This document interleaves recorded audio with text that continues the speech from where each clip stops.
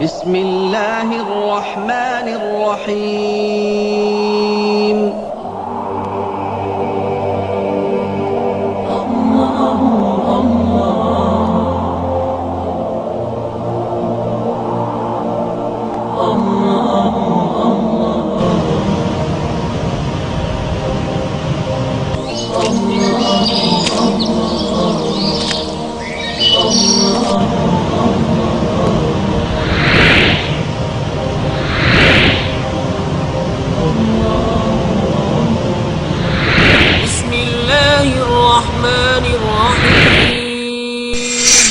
كنتم خير أمة أخرجت للناس تأمرون بالمعروف وتنهون عن المنكر.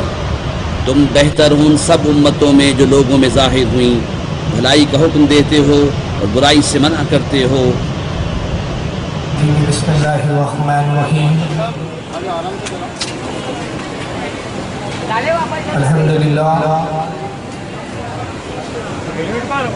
الحمدللہ الذی فضل علی سیدنا و مولانا محمد صلی اللہ علیہ وسلم علی العالمین جميعا.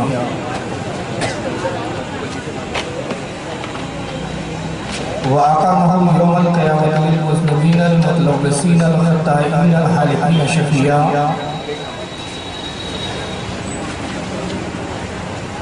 فصلى الله تبارك وتعالى عليه وعلى كل من هو محبوب ومرجو لديه صلاة تبقى وتدوم بدوام الملك الحي القيوم. ونشهد لا إله إلا الله وحده لا شريك له ونشهد أن سيدنا ومولانا محمدا عبده ورسوله بالهدى ودين الحق أرسله. أعوذ بالله من الشيطان الرجيم. بسم الله الرحمن الرحيم. يا أيها الذين آمنوا اتقوا الله وكونوا مع الصادقين. صدق الله العظيم. إن الله وملائكته يصلون على النبي يا أيها الذين آمنوا صلوا عليه وسلموا تسليما. اللهم صل على سيدنا مولانا جد الحسن والحسين وعلى آله وأصحابه وبارك وسلم. صلاۃ و سلام علیک یا رسول اللہ صلی اللہ تعالیٰ علیہ وسلم.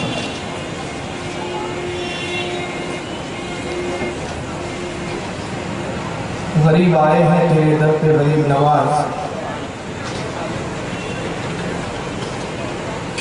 غریب آئے ہیں تیرے در پہ غریب نواز. کرو غریب نوازی میرے غریب نواز. اور تمہارے در کی یہ کرامت بارہا دیکھی. تمہارے در کی یہ کرامت بارہا دیکھی. غریب آئے اور ہو گئے غریب نواز. معزز سامعین کرام، آج کی یہ بزم سلطان الہند فخر ہندوستان خواجہ خواجگان حضرت سیدنا معین الدین اجمیری سنجری رضی اللہ تعالیٰ عنہ کی بارگاہ میں خراج عقیدت پیش کرنے کے لیے منعقد کی گئی ہے. سرکار خواجہ غریب نواز کی ذات و شخصیت اس کی محتاج نہیں ہے. اہل سنت والجماعت کا کون سا بچہ ہے جو سرکار غریب نواز کو نہیں جانتا ہے؟ محبت غریب نواز، عشق غریب نواز ہمیں جھوٹیوں میں پلایا جاتا ہے. اور اس کا سبب اور وجہ یہ ہے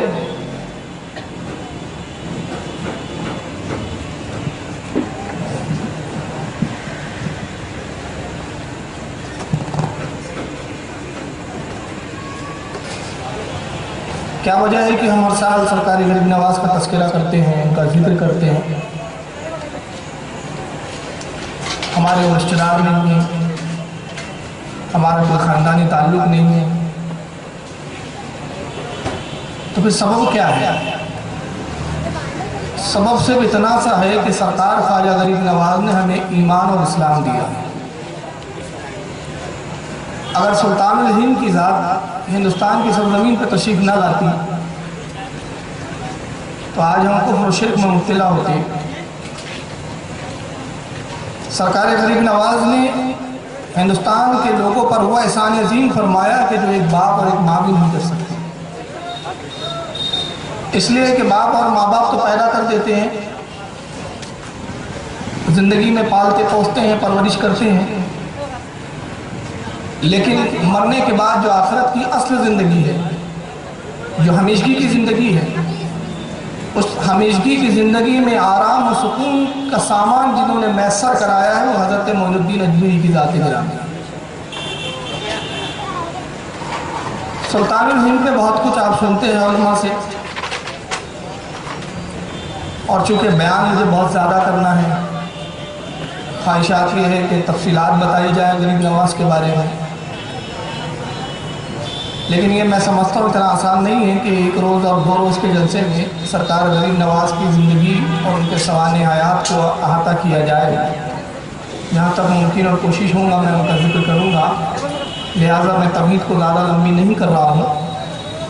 میں بالکل ان شارٹ اپنے عنوان پر آتے ہوئے آپ کو بتانا چاہتا ہوں اور تاریخ کے حوالے سے آپ کے گوشہ گزار کی بات کر دینا چاہتا ہوں کہ ہندوستان میں سلسلہ چشت کا احسان سب سے زیادہ ہے. یہ تو ہندوستان کی زمین پر سلسلہ قادریہ بھی ہے، نقشبندیہ بھی ہے، سہروردیہ بھی ہے، لیکن سلسلہ چشتیہ کا جو احسان مسلمانان ہند پر ہے وہ احسان سب سے زیادہ بلند و بالا ہے. آپ کے لفظ سنتے ہیں سلسلہ چشت، تو اس کی وجہ تسمیہ کیا ہے؟ یہ چشتی ہم جو لفظ استعمال کرتے ہیں اس سلسلے کے بزرگوں کے نام کے بعد، تو اس کا سبب کیا ہے؟ آخر خواجہ معین الدین چشتی کیوں کہتے ہیں، خواجہ عثمان چشتی کیوں کہتے ہیں، نظام الدین چشتی کیوں کہتے ہیں، نصر الدین چشتی کیوں کہتے ہیں؟ اس سلسلہ چشتیہ کے جو بزرگان دین ہیں، تو یہ چشتی جو کہلائے اس کی وجہ کیا ہے، اس کا سبب کیا ہے؟ تو میں تاریخ کے حوالے سے بتاؤں کہ اس سلسلے میں ایک بزرگ آتے ہیں جو اپنے وقت کے امام، اپنے وقت کے زہد و تقویٰ کے پیشوا، اپنے وقت کے شیخ المشائخ، جن کا نام تاریخ اسلام میں شیخ علوم ممشاد رحمۃ اللہ تعالیٰ علیہ آتا ہے. اور اس سے پہلے کے اگر بزرگوں کا آپ جائزہ لیں گے تو حضرت ابراہیم ابن ادھم اس سلسلے میں ہے، خواجہ حسن بصری ہے، اس میں بڑی بڑی جلیل القدر شخصیات ہیں. لیکن میں ذکر وہاں سے شروع کر رہا ہوں کہ حضرت شیخ علوم ممشاد رحمۃ اللہ تعالیٰ علیہ جو اپنے وقت کے بہت بڑے ولی کامل تھے، بغداد میں ان کا قیام ہے. اور یہ زمانہ وہی ہے کہ جس زمانے میں سرکار غوث اعظم جیسی شخصیت جلوہ گر ہونے والی ہے. سرکار غوث پاک سے کچھ پہلے کا زمانہ، اپنے وقت کے زہد و تقویٰ کے امام مانے جاتے تھے حضرت شیخ علوم ممشاد رحمۃ اللہ تعالیٰ علیہ. ان کی بارگاہ میں نشاپور کا ایک نوجوان حاضر ہوتا ہے، اور نشاپور کا یہ نوجوان جو آ رہا ہے یہ اپنے وقت کا امام وقت ہے، عالم دین ہے، عالم بعمل ہے، متقی و پرہیزگار ہے، علوم حدیث علوم فقہ پہ مہارت تامہ رکھتا ہے. جب بارگاہ شیخ حضرت علوم ممشاد کی خدمت میں پہنچتا ہے، عرض کرتا ہے کہ حضور علم ظاہر کو میں نے حاصل کر لیا، علم باطن کے اصول کے لیے آپ کی بارگاہ میں حاضر ہوا. علم کی آگاہی اور اس کی گہرائی کی حقیقت شناسی کے لیے میں آپ کی خدمت میں حاضر ہوا. میں آپ کی غلامی میں آنا چاہتا ہوں، آپ مجھے مرید فرمائیے. حضرت شیخ علوم ممشاد رحمۃ اللہ علیہ نے مرید فرمایا اس نوجوان کو جو نشاپور کا نوجوان تھا، اور پھر اس کے بعد ارشاد فرمایا کہ نوجوان تمہارا نام کیا ہے؟ انہوں نے کہا حضور میرا نام ابو اسحاق شامی ہے، اس لیے کہ میں ملک شام میں پیدا ہوا جس کو آپ سیریا کہتے ہیں. ملک شام میری پیدائش ہے، اس کی نسبت سے میں اپنے نام کے آگے ابو اسحاق شامی لگاتا ہوں. حضرت نے ارشاد فرمایا کہ ہرات کے شہر چشت کی ہم نے قطبیت تمہیں عطا کی، ہرات کے شہر چشت کی طرف کوچ کرو اور وہاں پہ قطبیت کے ذمہ داری کو سنبھالو. اور اس شہر کی چونکہ ہم نے تمہیں قطبیت عطا کی، وہاں کی ولایت عطا کی، لہٰذا اس گاؤں اور اس قصبے کی مناسبت سے آج سے تمہارا نام ابو اسحاق شامی نہیں بلکہ ابو اسحاق چشتی ہوگا. چشت یہ ہرات کا شہر ہے اور ہرات کا پرانا نام ہے. اب یہ شہر افغانستان میں شامل ہو چکا ہے، اس وقت یہ افغانستان میں آتا ہے. اس کا قصبہ ہے چشت. چنانچہ وہاں کی قطبیت ملی لہٰذا حضرت ابو اسحاق رحمۃ اللہ تعالیٰ علیہ وہاں سے چشتی مشہور ہوئے۔ اب اس سلسلے میں جتنے بزرگان دین بعد میں آتے رہے سب اپنے آگے نام کی نسبت میں چشتی لگاتے رہے، یہ ہے چشتی ہونے کی نسبت۔ حضرت خواجہ ابو اسحاق شامی رحمۃ اللہ علیہ کے بعد ان کے خلیفہ اور ان کے مرید حضرت ابو احمد ابدالی رحمۃ اللہ تعالیٰ۔ ابھی سب ایک ایک کے حالات میں بتاؤں گا تو کافی وقت لگ جائے گا، میں صرف 3 شخصیات کا ذکر کروں گا اور اس کے بعد میں خواجہ غریب نواز پر آ جاؤں گا۔ اگر ایک ایک شخصیت پر میں بات کروں تو مجھے لگتا ہے کہ ایک ایک بیان کرنے کی ضرورت پڑے گی، تو پھر یہ سلسلہ چشتیہ کے بزرگوں کے لیے ہمیں جیسے محرم میں ہم 10 روز تقریر کرتے ہیں اس کے لیے بھی شاید 10 دن لگ جائے، کیونکہ اس بارے میں اتنی معلومات ہے، کتابوں کے یہاں ذخیرے ہیں الحمدللہ۔ شیخ احمد ابدالی کے خلیفہ ہے حضرت ابو محمد ابدال، یہ سب اپنے وقت کے آفتاب و مہتاب ہیں ولایت، اور سب اپنے وقت کے وہ ہیں کہ جن کی تاریخ آپ پڑھیں تو ایک زرین باب ہے یہ تاریخ اسلام، ان کی خدمات، اور کل میں انشاءاللہ بتاؤں گا کہ سلسلہ چشتیہ کی ہندوستان میں کیا خدمات رہی ہے اور آج اس خدمات کا کتنا مذاق اڑایا جا رہا ہے، اور لوگ غریب نواز کی اس خدمات کے متعارف نہیں ہیں، کچھ لوگ، کچھ جماعتیں، کچھ فرقے، کل میں انشاءاللہ دکھاؤں گا آپ کو۔ حضرت شیخ ابو محمد ابدال کے خلیفہ آتے حضرت خواجہ نصر الدین چشتی رحمۃ اللہ تعالیٰ، اور پھر ان کے خلیفہ حضرت خواجہ مودود چشتی رحمۃ اللہ تعالیٰ علیہ۔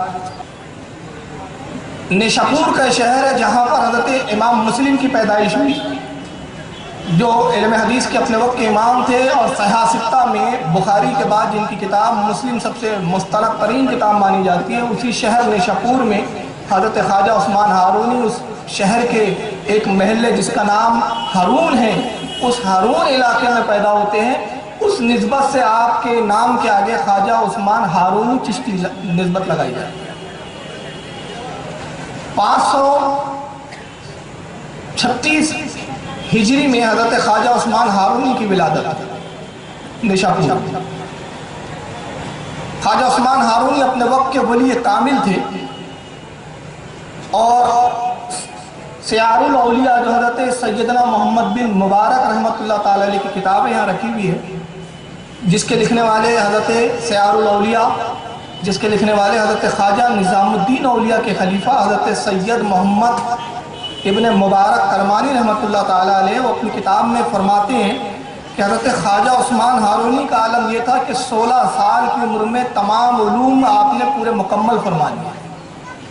16 سال میں آپ اپنے وقت کے جلیل و قدر امام بن چکے تھے، جلیل و قدر عالم دین آپ ہو چکے تھے، فارغ التحصیل ہو چکے تھے، علم حدیث، علم فقہ، اصول حدیث، اور اس وقت کے جتنے مروجہ علوم تھے سب حضرت خواجہ عثمان ہارونی 16 سال میں مکمل فرما لیے۔ زہد و تقوی کا یہ عالم تھا حضرت خواجہ عثمان ہارونی رحمۃ اللہ تعالیٰ علیہ کا کہ روزانہ ایک قرآن عظیم ختم فرمایا کرتے۔ حضرت امام محمد ابن مبارک رحمۃ اللہ علیہ سیار الاولیاء اس کے اندر فرماتے ہیں، اور ایک دوسرا حوالہ آپ اور سن لیں، مونس الاربع صفحہ نمبر 26۔ مونس الاربع کی تصنیف ہے شہزادی بیگم جہارہ، جو حضرت اورنگزیب عالمگیر رحمۃ اللہ تعالیٰ علیہ کی سگی بہن ہے، اپنے وقت کی رابعہ بصریہ ہے، اپنے وقت کی عابدہ اور زاہدہ ہے۔ چنانچہ جہارہ بیگم اپنی کتاب مونس الاربع میں نقل کرتی ہیں کہ حضرت خواجہ عثمان ہارونی کے زہد و تقوی کا یہ عالم تھا کہ 70 سال تک مسلسل آپ نے ایک دن روزہ رکھا اور ایک دن آپ افطار سے رہے، یعنی 35 سال آپ روزے سے رہے مکمل، اور 70 سال تک روزانہ قرآن عظیم ختم کرتے تھے۔ سال میں ہوتے 365 دن، 365 دن کو آپ 70 سے جب ضرب دیں گے تو 25,550 مرتبہ قرآن عظیم آپ نے ختم کروایا۔ یہ آپ کی عبادت اور زہد کا اور تقوی کا عالم تھا۔ چنانچہ خزینۃ الاصفیاء جس کے لکھنے والے حضرت مفتی غلام سرور لاہوری رحمۃ اللہ تعالیٰ علیہ اپنی کتاب میں خزینۃ الاولیاء صفحہ نمبر 254 جلد نمبر 1 میں فرماتے ہیں کہ 16 سال کی عمر میں حضرت خواجہ عثمان ہارونی رحمۃ اللہ تعالیٰ علیہ حضرت شیخ شریف زدنی رحمۃ اللہ علیہ کی خدمت میں جاتے ہیں۔ اور شیخ شریف زندگی رحمۃ اللہ علیہ حضرت خواجہ مسعود چشتی رحمۃ اللہ علیہ کے خلیفہ ہیں۔ ابھی میں شیخ زندی رحمۃ اللہ علیہ کا تذکرہ چھوڑ رہا ہوں، وجہ یہ ہے کہ وقت بہت زیادہ ہو جائے گا اگر ایک بزرگ کا میں تذکرہ تفصیلاً کروں۔ غرض کے خواجہ عثمان ہارونی ان سے مرید ہوئے، حضرت حاجی شیخ شریف زندی رحمۃ اللہ تعالیٰ علیہ سے 16 سال کی عمر میں خلافت سے نوازے جاتے ہیں، اور اپنے پیر و مرشد کی خدمت میں رہنے کے بعد کچھ عرصہ گزارنے کے بعد مرشد کی اجازت سے بیعت و خلافت کا پروانہ لے کر آپ دنیا کی سیر و سیاحت کے لیے اور اسلام کی تبلیغ کے لیے نکلتے ہیں۔ خواجہ عثمان ہارونی کے ساتھ تقریباً 40 یا 45 مریدین کا جمگٹا ہے، مختلف شہروں کے علاقوں میں جاتے ہیں اور اسلام کی تبلیغ فرماتے ہیں۔ چنانچہ ایک بستی میں آپ پہنچے، وہ دن وہ تھا جس دن خواجہ عثمان ہارونی رحمۃ اللہ علیہ روزہ رکھا کرتے تھے۔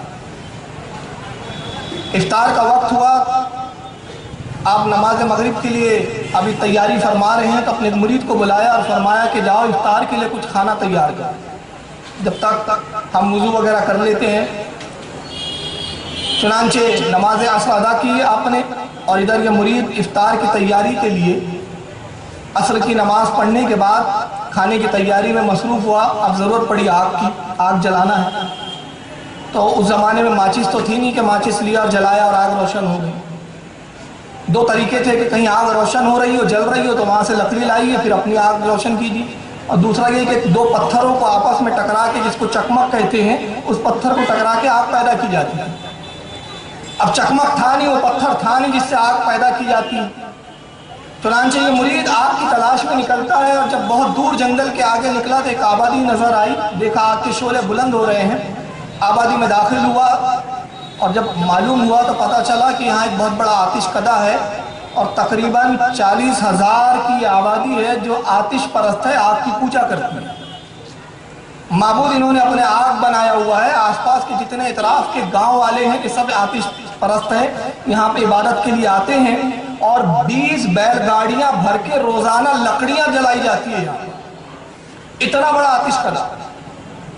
خواجہ عثمان ہارونی رحمۃ اللہ تعالیٰ علیہ کا مرید پہنچتا ہے، کہتا ہے کہ آگ دیجیے، آگ دیجیے، مجھے آگ کی ضرورت ہے۔ تو جو لوگ وہاں پرستش کر رہے تھے، عبادت میں مصروف تھے، آ کے انہوں نے کہا ہمارا مکھیا وہ کھٹیا کے اوپر بیٹھا ہوا ہے، اس سے مانگو، ہمیں اجازت نہیں ہے کہ ہم اس آگ میں سے کچھ دیں۔ بہرحال المختصر وہ مکھیا کے پاس پہنچا، جس کا نام تاریخ میں مکشیہ آتا ہے۔ مکشیہ سے کہتا ہے کہ مکھیا جی آپ آگ عطا کر دیجیے۔ انہوں نے کہا نہیں، ہم یہ آگ نہیں دے سکتے، اور آگ اس لیے نہیں دے سکتے کہ یہ آگ ہماری معبود ہے، جس کی ہم عبادت کرتے ہیں، اس کے جز کو، اس کے حصے کو ہم کیسے تجھے دے سکتے؟ یہ ہمارے معبود کی توہین ہے، یہ ہماری عبادت کے عادات کے خلاف ہے، ہم آگ نہیں دے سکتے۔ چنانچہ یہ ہوا کہ مرید ناکام اور مایوس لوٹا، ادھر خواجہ عثمان ہارونی عصر کی نماز سے فارغ ہو چکے تھے۔ ارشاد فرمایا کیا ہوا، کھانے کی تیاری نہیں ہوئی؟ عرض کیا حضور کیا کریں، آگ کا انتظام نہیں ہوا، پاس ہی آتش پرستوں کی آبادی ہے، لیکن عالم یہ ہے کہ وہ آگ دینے کے لیے تیار نہیں ہے۔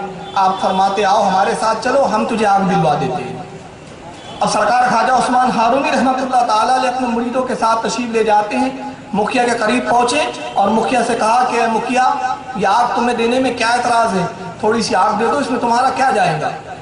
کہتا حضور ہم یقیناً آپ کو دے دیتے، ہمارا یہ عمل کسی تعصب کی بنا پر نہیں ہے بلکہ احترام کی بنا پر ہے، اور احترام ہم اپنی اس معبود کا کرتے ہیں، آگ کا کرتے ہیں جس کی ہم عبادت کرتے ہیں، ہم اس کو دے نہیں سکتے، اس کا کوئی جز آپ کو عطا نہیں کر سکتے، یہ ہمارے معبود کی بے ادبی ہے۔ خواجہ عثمان ہارونی فرماتے ہیں تم اس کی عبادت کرتے ہو، اس کو پوجتے ہو، اس کو راضی کرنے کے لیے تیار ہو، تو کیا یہ آگ، یہ تمہارا معبود تم سے راضی ہے؟ کہاں کیوں نہیں راضی ہے، ہم برسوں سے اس کی عبادت کر رہے ہیں۔ خواجہ عثمان ہارونی فرماتے ہیں اگر راضی ہے تو پھر اس آگ میں اپنا ہاتھ ڈال کے بتاؤ، اور اگر تمہارا ہاتھ محفوظ رہا تو میں جان لوں گا اور مان لوں گا کہ واقعی یہ تمہارا معبود تم سے راضی ہے، اور تم نے اتنے سالوں جو اس کی پوجا کی تو پھر تم نے کچھ کام کیا ہے۔ تو مکھیا کہتا ہے آپ کیسی عجیب بات کر رہے ہیں، آگ کا کام جلا دینا ہے، آگ کا کام کسی کو خاک کر دینا ہے، یہ آگ ہمیں کیسے چھوڑ سکتی ہے؟ میں اپنا ہاتھ کیا، اگر میں اپنا کرتا بھی ڈال دوں تو جلا کر خاک کر دیں گی، اس لیے کہ اس کا کام جلانا ہے۔ سرکار خواجہ عثمان ہارونی فی البدی فرماتے ہیں تو پھر اس آگ کو کیوں پوجتے ہو جو تمہیں جلا سکتی ہے؟ میں تجھے اس معبود کی طرف بلاتا ہوں جو اس آگ کا بھی خالق ہے۔ جو اس آگ کا بھی پیدا کرنے والا ہے، اور وہ قادر ہے کہ اپنے بندہ مومن کو، اپنے پسندیدہ بندے کو اگر وہ آگ میں داخل بھی ہو جائے تو اس آگ اس پر کوئی اثر نہ کرے اور محفوظ ہو جائے۔ اگر تو اس منظر کو دیکھنا چاہتا ہے تو میں تجھے وہ چشمدید واقعہ دکھا دوں۔ چنانچہ یہ فرما کر خواجہ عثمان ہارونی نے اس مکھیا کی گود میں اس کا ایک پوتا بیٹھا تھا بچہ، اس کو پکڑا اور پکڑنے کے بعد اس آگ میں آپ نے چھلانگ لگائی۔ بس جیسے ہی آگ میں چھلانگ لگانا تھا، نتیجہ یہ ہوا کہ ایک شور برپا ہوا، اور خواجہ عثمان ہارونی جب آگ میں داخل ہوتے ہیں، قرآن عظیم کی آیت کریمہ زیر لب آپ ورد فرما رہے ہیں۔ آیت کا مفہوم یہ ہے کہ اے آگ ابراہیم پر ٹھنڈی ہو جا اور سلامتی والی ہو جا۔ یہ آیت کی تلاوت کر کے آپ آگ میں داخل ہو گئے۔ مکھیا چیخ پڑا، پورا جم غفیر جمع ہو گیا کہ کیا معاملہ ہوا۔ ایک عجیب پاگل انسان آیا، خود تو اس نے اپنے آپ کو آگ میں جھونک دیا ہے اور ہمارے بچے کو بھی اس نے مار ڈالا۔ نتیجہ یہ ہوا کہ آنن فانن یہ خبر پہنچتی ہے اور وہ پوری آبادی آتش کدے کی طرف دوڑتی ہے کہ آج ایک عجیب واقعہ ہو گیا۔ ایک دیوانہ شخص آیا اور اس نے مکھیا کے پوتے کو اپنے ساتھ آگ میں لے کر داخل ہو گیا۔ بہت دیر ہو گئی مگر کسی کی ہمت نہیں ہے۔ اب ہمت کیا ہے، جو آگ میں چلا گیا ہو، داخل ہو گیا ہو، کون ہے جو جا کے اس کو بچائے؟ جو جائے وہ خود جل جائے۔ جب کافی عرصہ گزر چکا تو اس کے بعد اسی آگ کے آتش کدے سے ایک نعرہ تکبیر بلند ہوتا ہے اور ایک آواز آتی ہے، نعرہ تکبیر اللہ اکبر۔ اب نگاہیں اٹھی تو دیکھتے ہیں خواجہ عثمان ہارونی اسی بچے کو گود میں لیے ہوئے آگ سے باہر تشریف لا رہے ہیں۔ اس کے بعد فرمایا دیکھ، جب لوگوں نے دیکھا تو خواجہ عثمان ہارونی کو اس آگ نے جلانا تو بڑی دور کی بات ہے، آپ کا لباس اور آپ کے امامے کا ایک تار بھی نہیں جلا تھا۔ فرمایا اس رب کی کیوں نہیں عبادت کرتے جس نے مجھے یہ قوت اور طاقت عطا فرما دی کہ یہ آگ میرا کچھ نہ بگاڑ سکی۔ آؤ اس خدا بند قدوس کی طرف جو اس آگ کا بھی خالق ہے، جو تمہارا بھی پیدا کرنے والا ہے، تمہارے پہلے والوں کا بھی پیدا کرنے والا ہے اور جو بعد کا بھی پیدا کرنے والا ہے۔ آؤ اس معبود کی طرف۔ جیسے ہی آپ نے تبلیغ فرمائی، پوری قوم سجدہ ریز ہوتی ہے اور کہتی ہے خواجہ عثمان ہارونی ہم نے مان لیا کہ جس کی قوتوں کا یہ عالم ہے کہ آگ اس کو نہ جلائے، اس کے پروردگار کی قوتوں کا کیا عالم ہوگا۔ وہی اسلام سچا ہے، یہی مذہب حق ہے۔ آئیے ہمیں اسلام میں داخل فرما لیجئے۔ پوری 40,000 کی آبادی اسلام میں داخل ہو جاتی ہے۔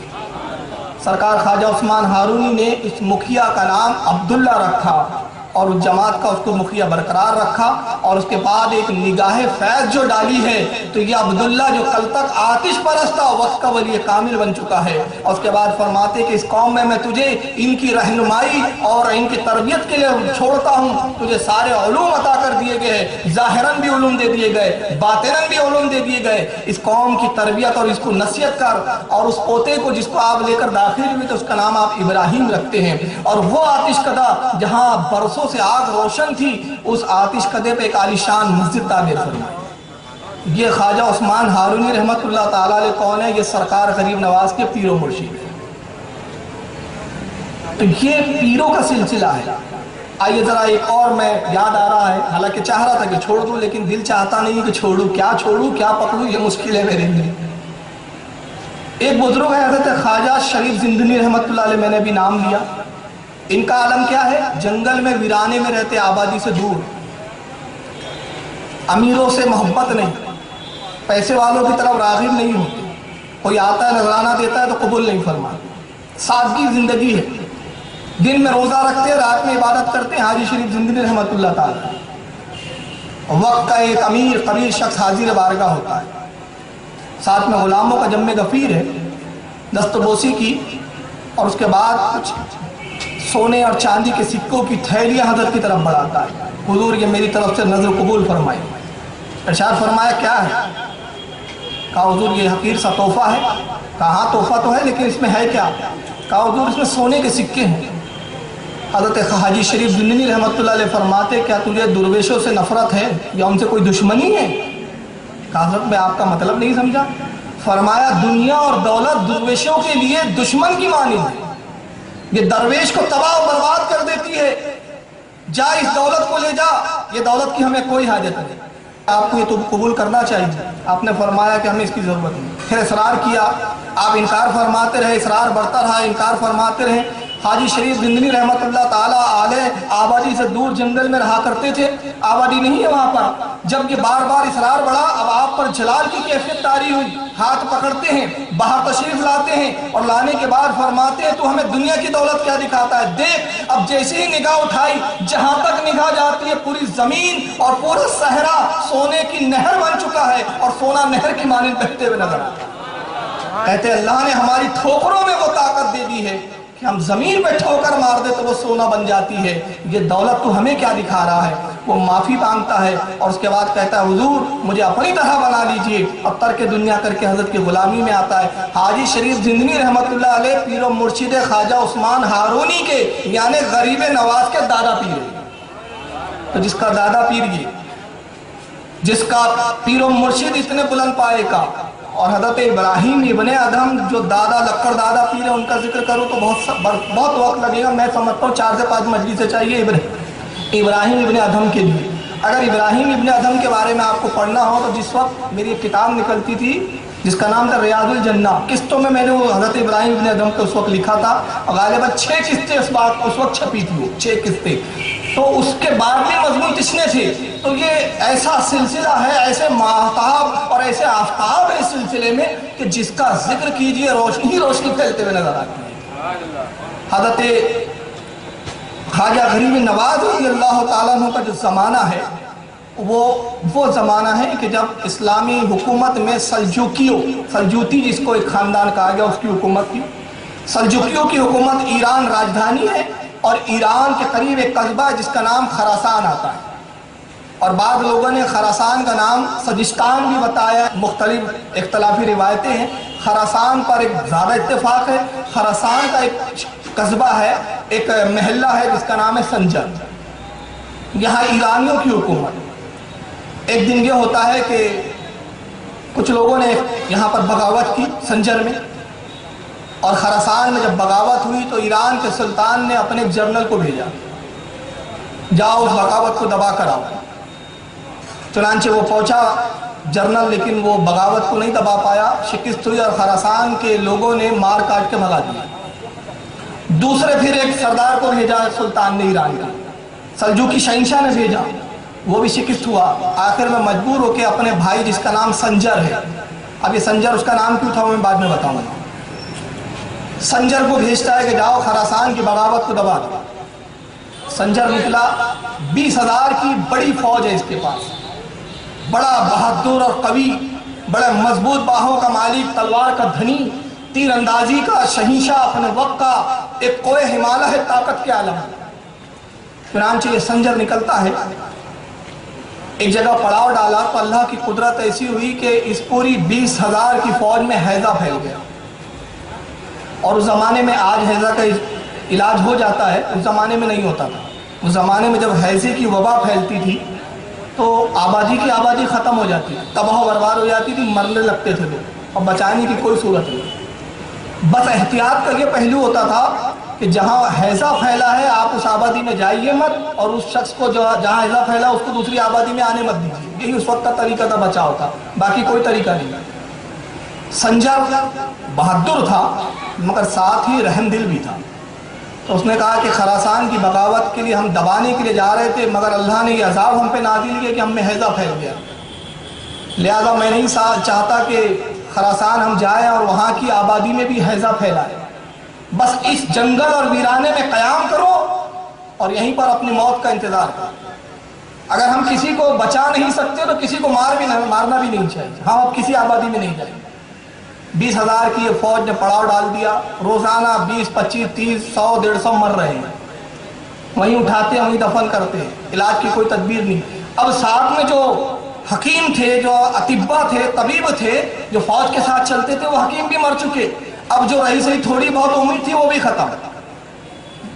نوبت یہاں تک آ گئی کہ سنجر جو یہ سردار تھا، سلطان کا بیٹا، ایران کے شہنشاہ کا بھائی، بیٹا نہیں بھائی معاف کرنا، سلطان کا بھائی، نتیجہ یہ ہوا کہ اس کو بھی ہیضہ ہوا، الٹیاں ہونا شروع ہوئی۔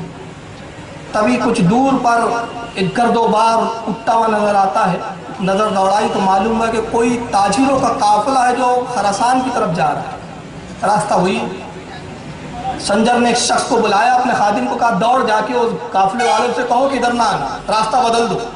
کہیں ایسا نہ ہو کہ یہاں سے گزرو تم میں بھی حیضہ پھیل جائے۔ سپاہی دوڑا اور جانے کے بعد دور سے چلاتا ہے لوگوں واپس جاؤ، پاس میں کچھ ایک لشکر ہے، لشکر جرار حیضے کی بلا میں مبتلا ہے، لوٹ جاؤ، کہیں ایسا نہ ہو کہ تم بھی ہلاک ہو جاؤ۔ کئی 100 ہم میں مر چکے ہیں افراد۔ اس لشکر میں سے ایک نوجوان باہر نکلتا ہے، حسین و جمیل چہرہ، خوبصورت لباس، خوبصورت زلفیں، سنت کے مطابق لباس ہے، سر پہ امامہ ہے، زلفیں کانوں تک لٹک رہی ہے، حسن و جمال کا ایک پیکر۔ نوجوان آگے بڑھتا ہے، کہا کہ کہاں ہے وہ فوج؟ کہا آپ لوٹ جائیے۔ کہا میں لوٹنے کے لیے ہی نہیں آیا ہوں، جب میں قدم آگے بڑھا دیتا ہوں تو پیچھے نہیں لیتا۔ کہا آپ چاہتے کیا ہے؟ کہا مجھے اپنے سردار سنجر سے ملاؤ۔ کہا کہ نہیں، انہوں نے منع کیا ہے، آپ کو ہیضہ ہو جائے گا، آپ مر جائیں گے۔ کہا میں تنہا چلوں گا، اور یہ جتنا لشکر ہے میرا یہ جو تاجروں کا قافلہ ہے یہ نہیں چلے گا، یہیں رہے گا، میں تنہا چلتا ہوں، اگر بلا آئے گی تو میں تنہا اس کو جھیلنے کے لیے تیار ہوں، تم کیوں فکر کرتے ہو؟ جب اس نوجوان نے اصرار کیا تو یہ سپاہی نے ساتھ لے لیا، سنجر کے پاس لے کے پہنچتا ہے تو سنجر کہتا ہے نوجوان تم نے کیوں تکلیف کی؟ کیا تمہیں اس بات کا ڈر نہیں ہے کہ یہ حیضہ تمہیں بھی لگ جائے؟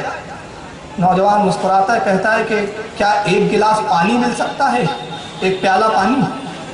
کہا یہاں کا پانی بھی مت پیجیے آپ، یہ پانی وہ ہے جس کو حیضے کے مریضوں نے چھوا ہے، اس کو یہ حیضے کا جو مریض ہے یہ سب چھو رہے ہیں، اس پانی کو پی رہے ہیں، آپ مت پیجیے۔ نوجوان نے کہا نہیں مجھے لا کے دو پانی، انشاءاللہ مجھے کچھ نہیں ہوگا۔ ایک گلاس پانی لا کر دیا، نوجوان نے ایک گھونٹ پیا، پینے کے بعد کچھ پڑتا اور اس پہ پھر دم کر دیا، اور فرماتے ہیں اس کے بعد وہ نوجوان کہ تمہارے پاس جو پانی کے ذخیرہ ہے، جس برتن میں پانی رکھے ہو، یہ پانی اس میں ملا دو اور پورے لشکر کو ایک ایک گھونٹ جتنا میسر آتا ہے سب پلا دو۔ کہا اس سے ہوگا کیا؟ کہا دیکھیے تو وہ جو نوجوان نے گھٹ پانی پیا اور وہ ایک پیالہ پانی پھر اس پورے پانی میں ملایا گیا، اور جب پورے لشکر میں پانی تقسیم کیا جاتا ہے، جیسے ہی جس کے شکم میں پانی جاتا ہے حیضے کی بیماری سے وہ شفا یاب ہوتے نظر آتا ہے۔ دیکھتے ہی دیکھتے پورا لشکر صحت مند ہو گیا۔ سنجر نے جب یہ دیکھا تو بڑا خوش ہوا، قیمتی زیورات، قیمتی کپڑے سب لے کر حاضر کرتا ہے، نوجوان تم نے ہم سب کی جانیں بچائی، یہ قبول کرو۔ آپ فرماتے مجھے اس کی کوئی ضرورت نہیں، میرا رب مجھ سے راضی ہو جائے، یہی میرے لیے کافی ہے۔ نوجوان اپنا تعارف تو بتاؤ، کون ہو جس کی زبان میں اللہ نے یہ تاثیر رکھی ہے؟ کون ہو کہ جس کے پانی پینے کی تاثیر یہ ہے؟ میں اس پانی کو جھوٹا نہیں کہوں گا کہ اس پانی کی بے ادبی ہے، اس لیے کہ مومن کا جھوٹا جھوٹا نہیں ہوتا۔ یہ تو ولی کامل ہے جس نے وہ اپنے لب لگائے ہیں، جس کے لبوں کی تاثیر یہ ہے کہ وہ جس پانی کو چھو دے وہ پانی شفا والا بن جائے۔ نوجوان کون ہو؟ نوجوان اپنا نام بتاتا ہے، میرا نام سید کمال الدین کا بیٹا غیاث الدین ہوں، یہی ہے سرکار غریب نواز کے والد گرامی، جس کے باپ کا یہ عالم ہے۔ یہ پورا خاندان آفتاب و محتاب ہے۔ میں کہا نا کہ کس کا انتخاب کروں اور کس کو چھوڑوں؟ یہ غیاث الدین نوجوانی کے عالم میں لشکر کی جان بچاتے ہیں۔ آپ نے فرمایا سنجر تیرا نام سنجر کیوں ہے؟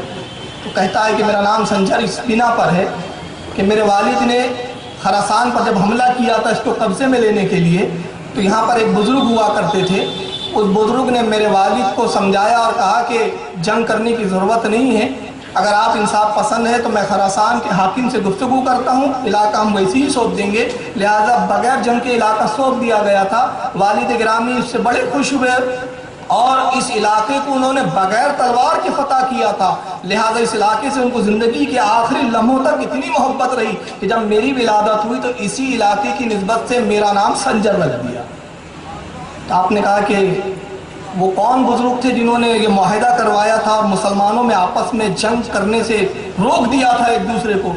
انہوں نے کہا کہ بزرگ کا حلیہ یہ ہے، حضرت غیاث الدین فرماتے وہ میرے والد گرامی سید کمال الدین تھے، اس بنا پہ وہ سنجر تھا۔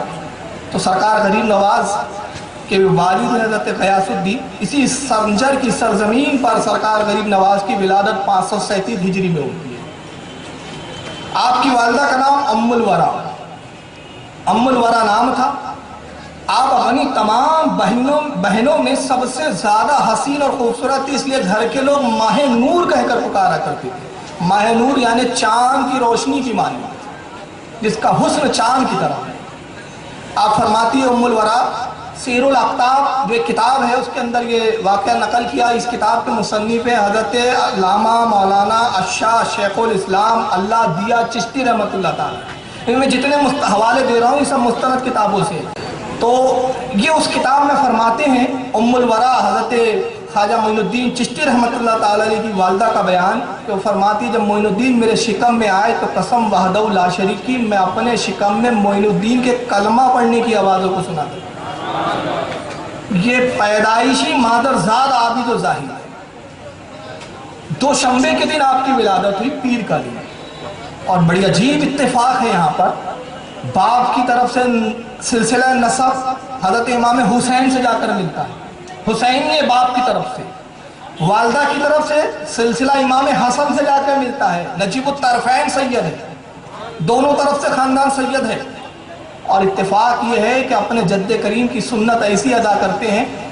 13 رجب تاریخ ہے ولادت مولا کائنات علی مرتضیٰ کی, اور 14 رجب ہے آپ کے شہزادے معین الدین اجمیری. اپنے باپ سے ایک دن بعد پیدا ہوئے. دوشنبہ تاریخ دن ہے ولادت نبی پاک صلی اللہ علیہ وسلم کا, پیر کا دن جس کو ہم کہتے ہیں, فارسی میں دوشنبہ کہتے ہیں. اور وہی ولادت کا دن ہے حضرت خواجہ معین الدین چشتی کا. اور رضا اکیڈمی میں اس دن پروگرام ہوا تھا تو میں ایک بات کہہ گیا تھا, دل چاہ رہا ہے کہہ دوں, کیونکہ ہمارے عشق کا مرکز ہے وہ ذات, ہمارے عشق کا مرکز ہے وہ ذات. وہ کون؟ سرکار تاج الاولیاء. سلسلہ چشتیہ کے ہی بزرگ ہے, چشتی سلسلے کی نسبت ہے. سرکار تاج الاولیاء نے تو سنت کو ایسا ادا کیا کہ سلسلہ چشتیہ میں شاید ہی کوئی ایسا بزرگ گزرا. ولادت سرکار تاج الاولیاء کی ہوتی ہے پیر کے دن, نبی پاک کی ولادت بھی پیر کے دن. تاج الاولیاء کی ولادت ہے صبح صادق کا وقت, نبی پاک کی ولادت کا وقت بھی ہے صبح صادق. تاج الاولیاء کا وصال ہوتا ہے پیر کے دن, نبی پاک صلی اللہ علیہ وسلم کی جو ہے وفات بھی ہے وہ پیر کے دن. وصال کا وقت ہے سرکار صلی اللہ علیہ وسلم کا مغرب کا وقت, تاج الاولیاء کا بھی وقت ہے مغرب کا. بس ایک فرق چھوڑ دیا تاج الاولیاء نے, وہ یہ کہ سرکار صلی اللہ علیہ وسلم کی زندگی کے جتنے ایام ہیں وہ ہے 63 سال غالباً 13 دن, اور تاج الاولیاء کی زندگی کے ایام ہے 63 سال 12 دن.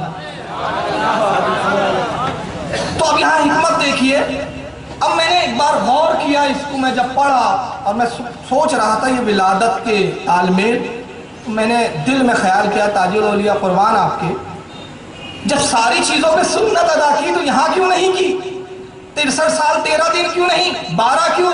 فرمایا 2 عالم ارواح سے گویا جواب دے رہے ہیں, اے میرے غلام سن, اس میں بھی سنت ہے, کیونکہ میں دیکھ رہا ہوں ایک ایسا زمانہ آئے گا جو نبی سے برابری کا دعویٰ کریں گا. میں ایک دن پہلے اس لیے وصال کر رہا ہوں باقی تو سنتیں ہو جائے اور دن نبی کے برابر نہ ہو, کہ جب میں تاج الاولیاء ہو کے نبی کے برابر نہیں ہو سکتا تو یہ پھٹیچر کا رسول اللہ کے برابر ہے. میں اولیاء کا تاجدار ہو کے نبی کی برابری کرنے کی جرت نہیں کر رہا ہوں. انہیں ہمت کیسے ہوتی ہے کہ نبی کو اپنی طرح کہتے ہیں؟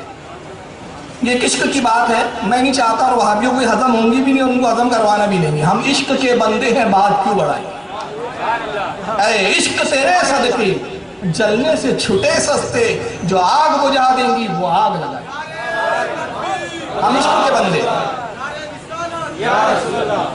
اب آئیے سرکار معین الدین چشتی جو تاج الاولیاء کے سردار الاولیاء ہے, اور تاج الاولیاء کا بڑی خاص تعلق ہے غریب نواز سے, بڑی خاص نسبت ہے. یہ ایک الگ ٹاپک ہے, ابھی وہ موضوع ہی نہیں ہے, ورنہ پھر تاج الاولیاء اور نظام غریب نواز کے تال میل بتاؤں تو اس پہ 2 گھنٹے لگ جاتے ہیں. اب کیا کیا چھوڑیں گے. 9 سال کی جب عمر ہوتی ہے سرکار غریب نواز کی تو آپ پورے مروجہ علوم سے فارغ ہو جاتے ہیں. 9 سال کا بچہ بات نہیں کرتا, مگر غریب نواز کا عالم کیا ہے, 9 سال میں آپ فارغ التحصیل ہو گئے. علم حدیث, اصول, فقہ, جتنے علوم تھے سب سے آپ فارغ ہو. والد گرامی خود اپنے وقت کے عالم دین سے حفظ قرآن اپنے والد سے فرق کیا. والد کی وراثت میں ایک پنچکی تھی اور ایک باغ تھا انگوروں کا. 15 سال کی عمر میں سرکار غریب نواز کے والد کا وصال ہوتا ہے. بچپنے کے واقعات میں چھوڑ رہا ہوں یہاں معین الدین اجمیری کے. 15 سال میں جب وصال ہو گیا, 15 سال کی عمر تھی جب آپ کی, تو والد سے وراثت میں وہ پنچکی آئی جس میں آٹا پیسا جاتا تھا, پانی سے وہ چکی چلتی تھی, اور انگوروں کا باغ. اب یہ ایک نئی چیز بتا رہا ہوں اور اس کے لیے میں حوالہ دے دوں. سیرت غریب نواز جو حضرت علامہ مولانا عبدالرحیم قادری کی تصنیف ہے، اور حضرت خواجہ محمد بندہ گیسو دراز رحمۃ اللہ تعالیٰ علیہ حضرت نصر الدین چراغ دہلوی سے روایت کرتے ہیں۔ اس میں نقل کرتے ہیں کہ جب غریب نواز 15 سال کی عمر میں باغ میں جب جانے لگے تو آپ کی عادت کیا ہے؟ آپ باغ میں داخل ہوتے تو قرآن کی تلاوت کرتے ہوئے داخل ہوتے ہیں، پھر ایک درخت کے نیچے بیٹھ جاتے ہیں اور جتنا جی چاہتا ہے تلاوت قرآن کرتے، بہترین انداز میں قرأت فرماتے ہیں، اور اس کے بعد پھر آپ چاہتے اٹھتے پھر دیکھیں کہ چلو باغ کی صاف صفائی کریں، باغ کی دیکھ ریکھ کریں، تو بڑے متعجب ہوتے کہ باغ پہلے سے صاف ستھرا ہے، اور جب پھل پک جاتے تو آپ چاہتے کہ میں جاؤں اور پھل توڑوں تو پھل خود بخود ٹوٹ کے ٹوکروں میں گرنے لگتے، ٹوکرے ہوا میں بلند ہو رہے ہیں، پھل اس میں گر رہے ہیں، کوئی اٹھانے والا نظر نہیں آ رہا ہے۔ بڑے متعجب ہوئے۔ کچھ دن تو یہ ماجرا رہا، اپنی والدہ سے آپ کہتے رہے یہ بات، والدہ کوئی جواب نہ دے سکی۔ ایک دن والدہ کہتی کہ معین الدین اب ایسا منظر دکھے تو تم پکارنا کہ تم جو بھی ہو اپنے آپ کو ظاہر کیوں نہیں کرتے۔ ماں کی نصیحت پہ عمل کیا، پہنچے دیکھا تو پھل ٹوٹ رہے ہیں، ٹوکروں میں جمع ہو رہے ہیں، باغ میں جو پتیاں سوکھ کے گری ہوئی ہیں وہ خود صفائی ہو رہی ہے مگر صفائی کرنے والا نظر نہیں آتا۔ آپ نے پوچھا جو تم کوئی بھی ہو تو سامنے ظاہر کیوں نہیں ہوتے، ظاہر ہو جاؤ۔ جب جملے فرمایا تو 6 بڑے قوی اور مضبوط باہوں کے مالک 6 اشخاص سامنے ظاہر ہوتے ہیں۔ بڑے ادب سے سلام کیا، دستبوسی کی، قدموں کو بوسہ دیا۔ خواجہ معین الدین فرماتے ہیں کہ تمہارا نام کیا ہے اور تم کون ہو؟ تو وہ 6 کے 6 کہتے حضور ہم قوم جن سے۔ کہا یہ بات کی یہ سب کرنے کی ضرورت؟ کہا حضور ایک مرتبہ ہم یہاں سے گزر رہے تھے، آپ کی قرأت سنی، ہم نے روئے زمین پر ایسا قاری آج تک نہیں دیکھا۔ ہم روزانہ حاضر ہوتے ہیں اور آپ کی قرأت سنتے ہیں، اور جب سے ہم نے آپ کی قرأت سننے کا معمول بنایا اسی دن سے ہم خود باغ کی صفائی بھی کرتے تاکہ آپ ان چیزوں سے فارغ ہو جائیں تو زیادہ سے زیادہ کلام الہی تلاوت کریں، ہم زیادہ سے زیادہ اس کو سنیں۔ یہ معین الدین اجمیری کا مقام ہے کہ جنات ان کے خادم ہیں۔ ابھی تو ابتدائی منزل ہے معین الدین اجمیری کی۔ تقریباً 16 یا 17 سال کی عمر ہوئی تو وقت کے ایک مجذوب حضرت ابراہیم قندوزی رحمۃ اللہ تعالیٰ علیہ مجذوب وقت ہے، گھومتے پھرتے باغ میں تشریف لاتے ہیں۔ معین الدین اجمیری کا معمول ہے کہ جو بھی آتا ہے باغ میں کوئی بزرگ مشائخ اس کی خاطر تواضع کرتے ہیں، خدمت کرتے ہیں۔ حضرت ابراہیم قندوزی اس مجذوب کو دیکھا، ہاتھ پکڑا، اپنے باغ میں لے آئے، بٹھا دیا ایک کونے میں۔ حضرت نے فرمایا بھوک لگی ہے کچھ کھلاؤ۔ گئے انگوروں کا کچھ خوشے بہترین میٹھے انگور توڑتے ہیں، اور توڑنے کے بعد ایک پلیٹ میں رکھا، حاضر بارگاہ کر دیا۔ حضرت ابراہیم قندوزی یہ خراسان کے رہنے والے نہیں تھے، یہ رہنے والے تھے نیشا پور کے، اور یہ خلیفہ اور مرید تھے حاجی شریف زندنی رحمۃ اللہ علیہ کے، جو غریب نواز کے دادا تھے۔ اور ابھی غریب نواز نے حاجی شریف زندنی اور خواجہ عثمان ہارونی کا بھی نام بھی نہیں سنا، یہ تو اپنے دنیا میں مشغول ہے ابھی خواجہ معین الدین چشتی۔ چنانچہ یہ حضرت ابراہیم پہنچتے ہیں اور اس کے بعد انگور لیتے ہیں۔ پہلا انگور اٹھایا، کھایا اور ایک جملہ فرمایا اس میں غیاث الدین کا تقویٰ ہے۔ پھر دوسرا انگور اٹھایا، پھر کھایا، کہا اس میں ام الورا کا زہد ہے، زہد کہتے عبادت کی اعلیٰ منزل۔ پھر ایک انگور اٹھایا، اس کو پھر کھایا اور فرمایا اس میں معین الدین کی محنت کا ثمرہ ہے۔ بڑے متعجب ہوئے، کہتے ہیں حضور میں آپ کو جانتا نہیں، آپ کو بزرگ سمجھ کے بعد میں لے آیا، آپ میرے باپ کو بھی جانتے ہیں، میری والدہ کو بھی جانتے ہیں، مجھے بھی جانتے ہیں، یہ معاملہ آپ سمجھائیے کیسے آپ مجھے جانتے ہیں؟ فرمایا معین الدین ہم تو اس سے زیادہ بہت کچھ جانتے ہیں، اور ہم تو وہ چیزیں دیکھ رہے ہیں جو ابھی تمہاری نگاہوں سے پوشیدہ ہے۔ عنقریب وہ وقت آنے والا ہے کہ تم پر سب کچھ ظاہر کر دیا جائے گا۔ اور اس کے بعد ایک ان کے پاس تھیلی تھی پھٹی پرانی سی، اس میں سے خلی نکالتے ہیں۔ اب یہ لفظ فارسی کا خلیل، خلی، اب یہ خلی کیا ہے؟ خلی سرسوں کا جو پھول ہوتا ہے اس کا بھوسی سے ایک روٹی بنائی جاتی ہے، اب نہیں کھاتے لوگ، یہ بزرگوں کی غذا اسی جو ہوتی ہے۔ یا تو تل کی تلی جو ہوتی ہے، تل، اس کی بھوسی سے روٹی بنا لیجئے تو اس کو خلی کہا جاتا ہے، یا سرسوں کے پھول کی بھوسی جو نکلتی ہے اس کو خلی کہتے ہیں۔ ایک چھوٹا سوکھا ٹکڑا نکالا خلی کا، اس کے 2 ٹکڑے کیے۔ کہتے ہیں معین الدین حاجی شریف زندنی نے مجھ سے کہا تھا، یہ ٹکڑا روٹی کا دیا تھا، کہا کہ یہ اس شخص کا حق ہے جو اس کے لائق ہے، اور ابراہیم اس کو تلاش کر، جب تو اس کو پالے گا تو خود جان جائے گا کہ اس کا حقدار کون ہے، یہ اس کو عطا کر دے گا۔ آج میرا دل کہہ رہا ہے کہ اس کے حقدار تم ہی ہو، لو اس ٹکڑے کو کھا لو، تم نے ہماری خاطر کی، ہمارا بھی فرض ہے کہ ہم تمہاری کچھ خدمت کریں۔ اس کھلی کا آدھا حصہ کیا، آدھا خود کھایا، آدھا معین الدین چشتی کو دیتے ہیں۔ سرکار معین الدین نے جیسی اس کھلی کے ٹکڑے کو کھایا، دل کی دنیا بدل چکی تھی، یک لخت دنیا سے نفرت پیدا ہو گئی۔ سیدھا اس کے بعد آپ بازار تشریف لاتے ہیں، اعلان کرتے ہیں لوگوں کون ہے جو میرا باغ خریدے۔ کچھ امیر قبیر آگے بڑھے، کہا کہ ہم آپ کا باغ خریدنے کے لیے تیار ہیں۔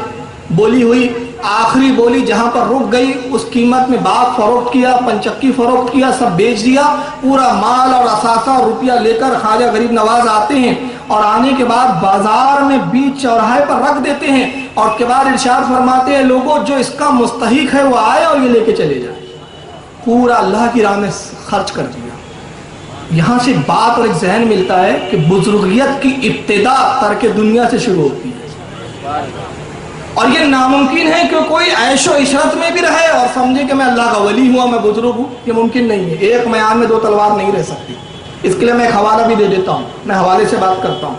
عوارف المعارف، یہ کتاب ہے حضرت خواجہ سہروردی رحمۃ اللہ تعالیٰ علیہ۔ یہ کتاب وہ ہے جو بارگاہ غوث اعظم میں پیش کی گئی ہے۔ تصوف کی وہ معرکۃ الآراء کتاب ہے عوارف المعارف، الحمدللہ میرے پاس موجود ہے وہ کتاب، جو دلچسپی رکھتے ہیں اس کا مطالعہ کریں۔ نظام الدین اولیاء فرماتے ہیں، خواجہ نظام الدین اولیاء، جس نے عوارف المعارف نہیں پڑھا اس نے تصوف کی تے کو بھی نہیں سمجھا، اور آپ اپنی مجلس میں درد دیتے رہے۔ عوارف المعارف میں شیخ شہاب الدین سہروردی رحمۃ اللہ علیہ کیا فرماتے ہیں؟ ولایت کے 100 درجے ہیں، ولایت کے 100 درجے ہیں، ہر درجے کی ابتدا ترک دنیا سے شروع ہوتی ہے، دنیا کو چھوڑ۔ تو آپ دیکھیں گے جتنے اولیاء گزرے ہیں جب وہ ولایت کی منزلوں پہ قدم رکھتے ہیں تو سب سے پہلے دنیا ترک کرتے ہیں۔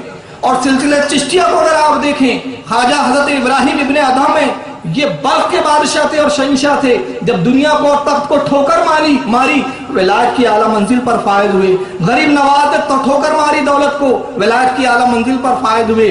حضرت خواجہ مخدوم اشرف جہانگیر سمنانی رحمۃ اللہ علیہ نے سمنا کو ٹھوکر ماری، تب ولایت کی اعلیٰ منزل پر پہنچے۔ یہ سلسلہ چشتیہ کی کڑی ملیں گی کہ اس سلسلے میں اپنے وقت کے تاجدار بھی ہیں، اپنے وقت کے شہنشاہ بھی ہیں، مگر جب ولایت کی منزلوں پہ قدم رکھتے ہیں تو پہلے دولت اور دنیا کو ٹھوکر مارتے ہوئے نظر آتے۔ سب کچھ فروخت کیا، اور اس کے بعد آپ خراسان سے نکلتے ہیں۔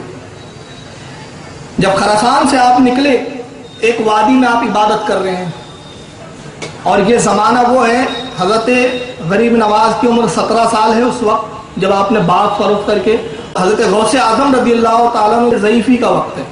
اور یہاں ایک بات اور بتا دوں کہ سرکار غوث اعظم اور خواجہ معین الدین چشتی رحمۃ اللہ تعالیٰ علیہ رشتہ دار ہیں۔ کس طرح سے حضرت غوث اعظم ماموں ہوتے ہیں خواجہ غریب نواز، اور رشتہ کیا ہے؟ سرکار غریب نواز کی والدہ ام الورا سگی چچازاد بہن ہے غوث اعظم کی، سگی چچازاد بہن، اس نسبت سے ماموں ہے۔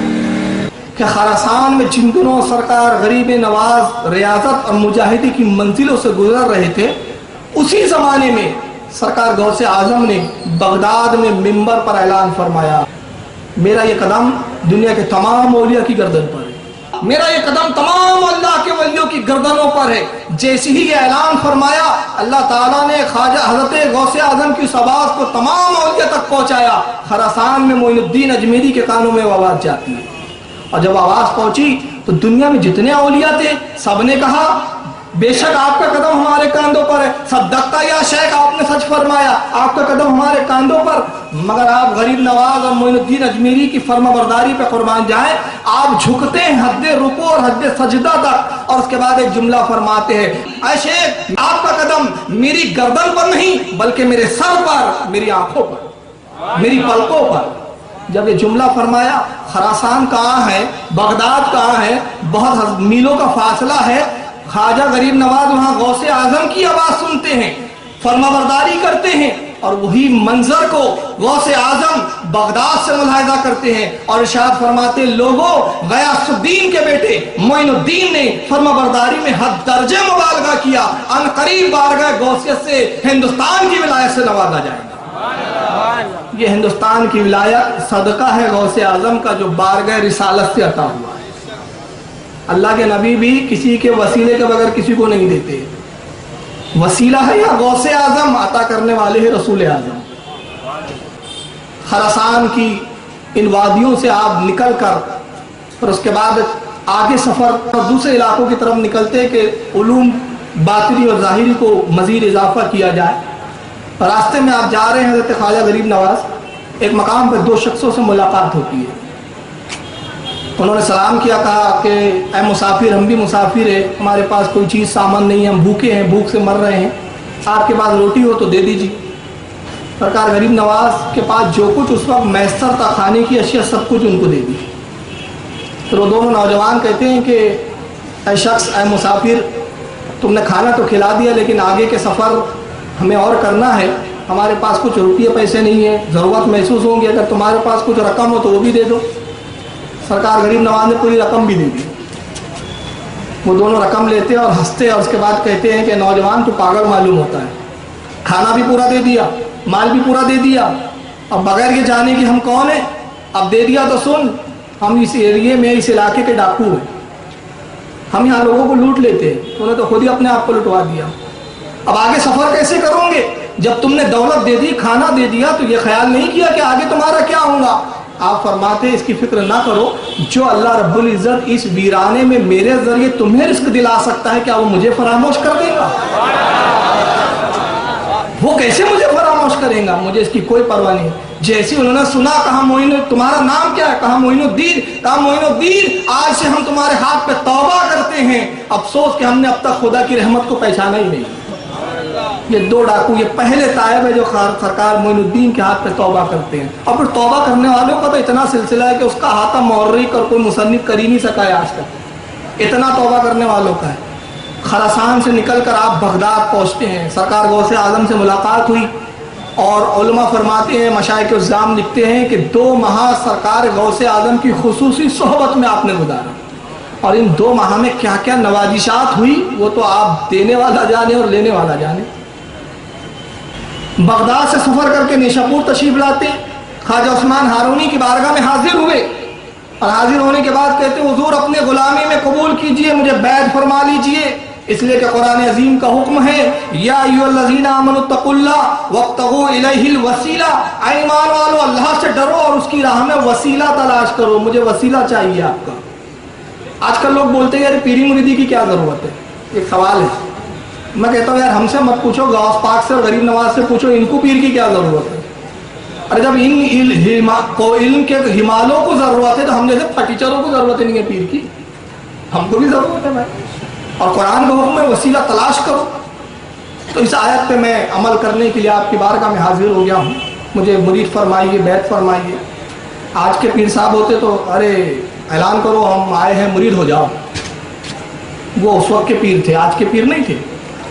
آپ نے کہا ہمارے ہاں ریاضتیں ہیں، مجاہدے ہیں، اس کے بعد پھر بیعت کیا جاتا ہے، ہم ایسے نہیں کرتے مرید۔ حضور فقیر تیار ہے، ہاتھ پکڑا، ایک ویران میں لے کر آتے جنگل میں، اور ایک روایت ہے کہ کٹھیا میں بٹھایا اپنے حجرے کی، معین الدین یہاں عبادت کرو، ریاضت کرو، 100 وصال کے روزے رکھو۔ 100 وصال کے روزے کیا ہے؟ کھجور کو دے دیا گیا ہے، سحری میں چاٹنا رکھ دو، افطار میں چاٹنا رکھ دو، کھانا نہیں ہے، یہ 100 وصال، اور یہ بے مدت ہوتا ہے۔ کئی دن تک پے در پر ایسے ہی روزے رکھے خواجہ غریب نواز نے، گشی طاری ہو گئی، بے ہوش ہو گئے، کتنے دن بھوکے رہ سکتے؟ خواجہ عثمان ہارونی سرانے تشریف لائے، ہوش میں آئے، دیکھا پیر و مرشد بیٹھے ہوئے، سر جو ہے پیر کی زانو مبارک پہ رکھا ہوا، آنکھیں کھولی، کھجور اپنے ہاتھ سے کھلائی، پانی اپنے ہاتھ سے پلایا، معین الدین تمہارا چلہ ختم ہوا، آج اب ہم تمہیں بیعت کریں گے۔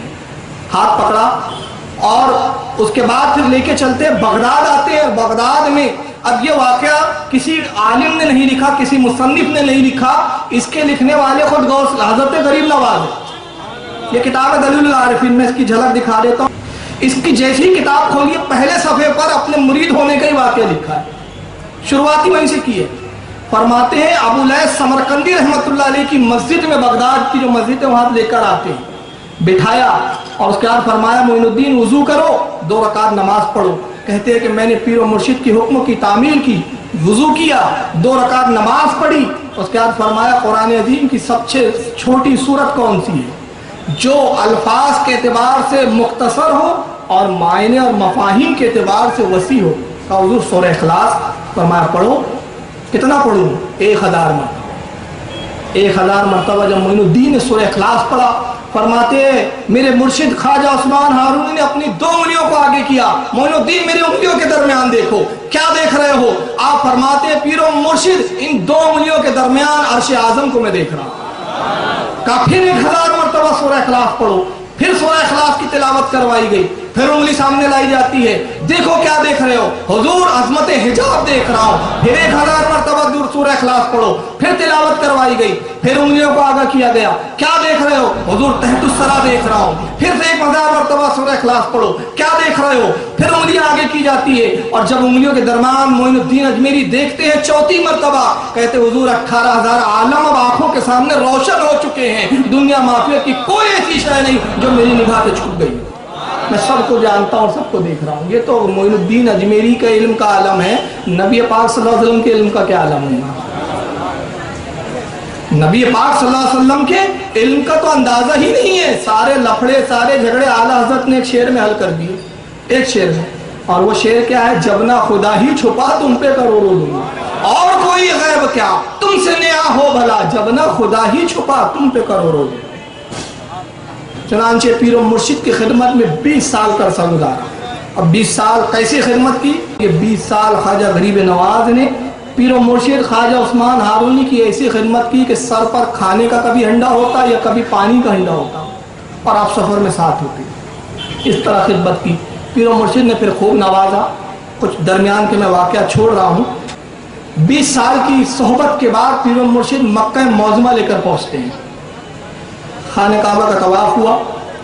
طواف ہونے کے بعد خواجہ عثمان ہارونی نے ہاتھ پکڑا معین الدین کا اور حجر اسود کے پاس لاتے ہیں، اور حجر اسود کے پاس لانے کے بعد عرض کرتے ہیں مالک کائنات معین الدین کو میں تیری بارگاہ میں تیرے حوالے کرتا ہوں۔ خانہ کعبہ سے آواز آتی ہے ہم نے تیرے مرید معین الدین کو قبول کیا، اور خوب اچھی طرح قبول کیا۔ پھر ہاتھ پکڑا، اور ہاتھ پکڑ کے اپنے ساتھ پھر مدینہ منورہ لے کر پہنچتے ہیں۔ جب مدینے کی حاضری ہوئی، بارگاہ رسالت میں حاضر ہوتے، جیسے ہی روضہ رسول پر نگاہ پڑی، پیر و مرشد نے کہا معین الدین رسول اللہ کا روضہ نظر آ رہا ہے، سلام کرو، اور اچھے القاب کے ساتھ سلام کرو۔ خواجہ غریب نواز عرض کرتے ہیں السلام علیکم یا سید المرسلین، اے مرسلین کے سردار آپ پر سلام ہو۔ قبر انور سے جواب آتا ہے وعلیکم السلام یا سلطان بہروبر، اے خشکی اور تری کے سلطان، اے خشکی اور تری کے شہنشاہ، تجھ پر بھی ہماری طرف سے سلام۔ اب یہاں پر ایک جملہ بڑا تاریخی جملہ ہے، اور وہ جب جملہ میں نے پڑھا، بختیار کاکی نے جو نقل کیا جس جذب اور کیف کے ساتھ اور جس سرور کے ساتھ، تو میں اس پر ایک نقطہ میرے اس وقت ذہن میں آیا وہ عرض کر دیتا ہوں۔ خواجہ عثمان ہارونی نے اس وقت ایک جملہ فرمایا جب بارگاہ رسالت سے جواب آتا ہے کہ معین الدین تجھ پر بھی ہمارا سلام ہو سلطان و بہرور۔ اس وقت خواجہ عثمان ہارونی فرماتے معین الدین آج تو درجہ کمال کو پہنچا ہے۔ کیا وہ جملہ ہے؟ غور کریں آپ، آج تو درجہ کمال، جو کمال کا آخری درجہ ہوتا ہے، آج تو پہنچا ہے۔ یہ تو 20 سال بعد کا واقعہ ہے۔ میں تعجب میں پڑ گیا، جب ابتدائی ملاقات تھی 18000 عالم روشن تھے، تو درجہ کمال پر جب پہنچے تو کیا کیا روشن تھا؟ تو ابتدائی منزل تھی نا وہ جب 20 سال پہلے جب مرید کیا تو 18000 عالم دکھائے جا رہے ہیں، اور 20 سال کے بعد کہا جا رہا ہے تو آج درجہ کمال پہ پہنچا، تو اس وقت کیا منزل ہوگی؟ اسی وقت بارگاہ رسالت سے حکم ہوتا ہے معین الدین ہندوستان کی ولایت تمہیں عطا کی جاتی ہے۔ ہندوستان جو کفرستان ہے، ہندوستان جہاں کفر و شرک ہو رہا ہے، وہاں جاؤ اور اللہ کے بندوں کو اللہ کی طرف بلاؤ، اسلام کی طرف بلاؤ، تبلیغ کرو، اور انہیں اسلام کی طرف راغب کر کے ان کو جنت کے راستے پر گامزن کرو۔ اب یہاں سے حکم رسول لے کر خواجہ غریب نواز آتے تو فوراً ہندوستان تو نہیں پہنچ گئے۔ حکم رسول کے بعد اجمیر آنے تک کا یہ درمیانی عرصہ 7 سال کا عرصہ ہے۔ 7 سال لگ گئے۔ اب ان 7 سالوں میں کہاں کہاں کیا کیا ہوا؟ 7 سال میں آپ ملتان میں سفر کرتے ہیں، بخارا جاتے ہیں، سمرقند جاتے ہیں، یہاں کے علماء سے علم حاصل کرتے ہیں، اور پھر ہندوستانی زبان کو آپ سیکھتے ہیں افغانستان آ کر۔ کیونکہ یہاں کی زبان سنسکرت تھی اس وقت، اور مسلمانوں کی زبان یا تو فارسی، پرشین یا عربی ہوتی تھی. تو یہاں کے تو نہیں سمجھیں گے. سرکار غریب نواز نے افغانستان آ کے پھر ہندوستانی زبان کو سیکھا. ان دنوں ہندوستان میں جو اجمیر پہ حکومت تھی، اجمیر جانے کا حکم ہوا، اور روایتیں یہ بھی کہتی ہے، بعض علماء نے یہ بھی لکھا ہے کہ اجمیر کی زمین بھی خواجہ غریب نواز کو دکھائی گئی بارگاہ رسالت. چنانچہ وہاں سے جب آپ نکلتے ہیں تو اس وقت اجمیر کی جو حکومت تھی وہ پرتھوی راج چوہان کی تھی، آپ جانتے ہیں. لیکن میں چند وہ باتیں عرض کرنا چاہوں گا جو شاید آپ نے نہیں سنی ہے. باقی چیزیں تو بہت ساری سنتے رہتے ہیں علماء کرام سے. میری کوشش ہوتی ہے کہ میں نئے گوشے لاؤں اور نئی چیزیں، نئی تحقیقیں سامنے رکھوں. پرتھوی راج کی ماں تھی، وہ اپنے وقت کی بہت بڑی کاہنہ تھی، بہت بڑی جادوگر تھی، علم نجوم پہ مہارت تھی. اس نے علم نجوم کے بل پہ جان لیا تھا کہ ایک فقیر ہندوستان میں آئیں گا اور وہ میرے بیٹے پرتھوی راج چوہان کی حکومت کی اینٹ سے اینٹ بجا دے گا. چنانچہ ایک دن وہ سو رہی تھی، ہڑبڑا کے خواب سے بیدار ہوتی ہے. پرتھوی راج کو بلوایا گیا. کہتی ہے بیٹا میں نے ایک بڑا بھیانک سپنا دیکھا ہے، خواب دیکھا ہے، فوراً دربار منعقد کرو. دربار منعقد ہوا. یہ مہارانی آتی ہے جس کا نام سبیتا تاریخ میں بیان کیا گیا. سبیتا نام تھا اس کا، پرتھوی راج کی ماں. مہارانی آتی ہے اور آنے کے بعد اس نے کہا کہ تم سب جانتے ہو کہ میں علم نجوم کی ماہر ہوں، جوتشی ودیا میں مجھے کمال ہے، اور میں نے اپنی جوتش سے یہ پتہ لگایا ہے کہ ہندوستان کی طرف ایک فقیر آ رہا ہے، یہ آئیں گا اور یہ ہمارے مذہب کو تباہ برباد کر دے گا، میرے بیٹے پرتھوی راج کی حکومت کی اینٹ سے اینٹ بجا دی جائے. لہٰذا میں چاہتی ہوں کہ اس کو روکا جائے. اپنی آپ تدبیریں بیان کرو. اسی میٹنگ میں اجے پال ایک بہت بڑا جادوگر بھی بیٹھا ہوا ہے. یہ جادوگر وہ ہے جو حکومت سے جس کو نوازا جاتا ہے، تنخواہ دی جاتی ہے. پرتھوی راج چوہان اس کو بڑا مانتا تھا. ایک بہت بڑا مہنت، ایک بہت بڑا مہاتما جو ان کے نزدیک بہت بڑا ان کا پجاری جس کا نام رام پرکاش ہے، وہ بھی بیٹھا ہوا ہے. چنانچہ سب دربار میں بیٹھے ہوئے ہیں. تو رام پرکاش کھڑا ہوتا ہے، کہتا ہے کہ مہارانی صاحبہ میں معافی چاہتا ہوں، آپ نے بتایا کہ ایک فقیر آ رہا ہے، تو ایک فقیر ہماری اتنی بڑی حکومت کو کیسے تباہ کر سکتا ہے؟ ایک فقیر سے ڈرنے کی کیا بات ہے؟ ہمارے 2-4 سپاہی جائیں گے، اسے قتل کرائیں گے. کہا خاموش، تجھے نہیں معلوم اس فقیر میں کتنی روحانی قوتیں ہیں. اگر پرتھوی راج کی پوری فوج بھی اس کے مقابلے میں آ جائے تو اس پر غالب نہیں آ سکتی. اس کو اگر مارا جا سکتا ہے تو صرف دھوکہ بازی اور فریب سے ہی مارا جا سکتا ہے. چنانچہ ایک وہاں پر ایک اور بیٹھا ہوا ہے مہنت، وہ کھڑا ہوتا ہے جس کا نام بھوٹان ہے. بھوٹان اور یہ علاقہ تو وہاں کے بھوٹان کے بہت بڑے یہ جادوگر تھے. وہ کہتا ہے کہ میرے پاس ایک ودیا ہے، ایسے آرٹسٹ لائے جائیں جو کسی کا حلیہ بتائے تو تصویر بنا سکتے. جیسے آج بھی ہوتے ہیں نا پولیس ڈپارٹمنٹ میں، ایسے لوگ حلیہ بتاتا ہے کہ مجرم ایسا تھا ایسا، تو بنا لیتے اسکیچ کر کے. تو میں ایسی ودیا جانتا ہوں کہ میں آنکھ بند کروں گا تو اس فقیر کو میں دیکھ لوں گا، میں حلیہ بتاؤں گا، اس کی تصویر بنا لی جائے، چاروں طرف تصویروں کو پھیلا دیا جائے اور اعلان کر دیا جائے جو شخص اس شخص کو گرفتار کر لے اور اس کو قتل کر دے اس کو انعام دیا جائے. 4 مصور، 4 تصویر بنانے والے حاضر کیے گئے. یہ بھوٹان بیٹھتا ہے، اس نے اپنی چالو کی تپسیا جو بھی اس کا گن تھا، اور اس گر کے حساب سے اس نے آنکھیں بند کی اور خواجہ غریب نواز کی شکل و صورت اس کی نگاہوں کے سامنے آتی ہے. حلیہ بتاتا ہے، 4 مصور اس کے بتائے ہوئے حلیے کے مطابق تصویر بناتے ہیں. جب 4 تصویر ملائی گئی تو عالم یہ تھا کہ 4 تصویر ایک جیسی ہی تھی اور غریب نواز کی تصویر تھی. اس تصویر کی پھر بہت ساری فوٹو کی گئی اور وہ پھیلا دی گئی مختلف قصبوں میں، مختلف سرحدوں میں، کہ اس فقیر کو جہاں پاؤ فوراً قتل کرو. پرتھوی راج نے بہت بڑا انعام کا اعلان کیا. رام پرکاش یہ جو بہت بڑا مہنت ہے اور بہت بڑا جادوگر ہے، یہ تنہا سرکار غریب نواز کی کھوج میں نکلتا ہے، تلاش کر رہا ہے، مارے مارے پھر رہا ہے. اچانک ایک دن اس کی نظر پڑتی ہے، ملتان کی سرحد پر ملاقات ہوتی ہے. تصویر نکالی، دیکھا اور یہی تو فقیر معلوم ہوتا ہے. حلیہ بدلا اور حلیہ مسلمانوں کی طرح بنایا. ویسے یہ پنڈت لوگ ویسے بھی داڑھیاں رکھتے تھے، کرتا پائجامہ پہن لیا، ٹوپی پہن لیا.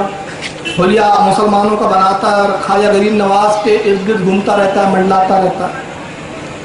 اور اس درمیان میں ایک خنجر اس نے زہر میں بجھا کے تیار کیا. جب پوری تیاری ہو گئی تو مسلمان بن کے حضرت خواجہ غریب نواز کی خدمت میں جاتا ہے اور کہتا ہے کہ حضور آپ کی بارگاہ میں میں حاضر ہوا ہوں، مرید ہونا چاہتا ہوں، مرید فرما لیجیے۔ حضرت مسکرا کے فرماتے ہیں کہ وہ محل کا جو پلان ہے اس کے مطابق عمل کیوں نہیں کرتا؟ انتظار کس بات کا ہے؟ مہارانی نے جو تجھے حکم دیا، پرتھی راج نے جو انعام کا اعلان کیا، اس پر عمل کیوں نہیں کرتا تاکہ انعام پالے؟ بس جیسی جملہ سنا بدن پہ تھرتھری کانپنے لگی، بغل میں خنجر چھپایا تھا، خنجر گر پڑا۔ کہتا حضور آپ نے کیسے جان لیا؟ کہا یہ چھوڑو، یہ تو میرے رب نے مجھے یہ علم دیا ہے۔ کہا جس رب نے آپ کو یہ علم دیا کہ اس راز کو آپ جان لے تو جو آپ کے آقا رسول اللہ نے ان کو کیا علم دیا ہوگا؟ اسلام سچا مذہب ہے، ہاتھ بڑھائیے کہ میں اسلام میں داخل ہوں۔ یہ رام پرکاش پہلا فرد ہے جو ہندوستان کی سرزمین کا جو اسلام قبول کرتا ہے، اور سرکار معین الدین اس کا نام ضیاء الرحمان تجویز فرماتے ہیں۔ پھر اس کو مرید فرمایا، اپنے ساتھ لے کر پھر ہندوستان کے مختلف علاقوں میں سیر کرتے ہوئے لاہور کی سرزمین پر تشریف لاتے ہیں۔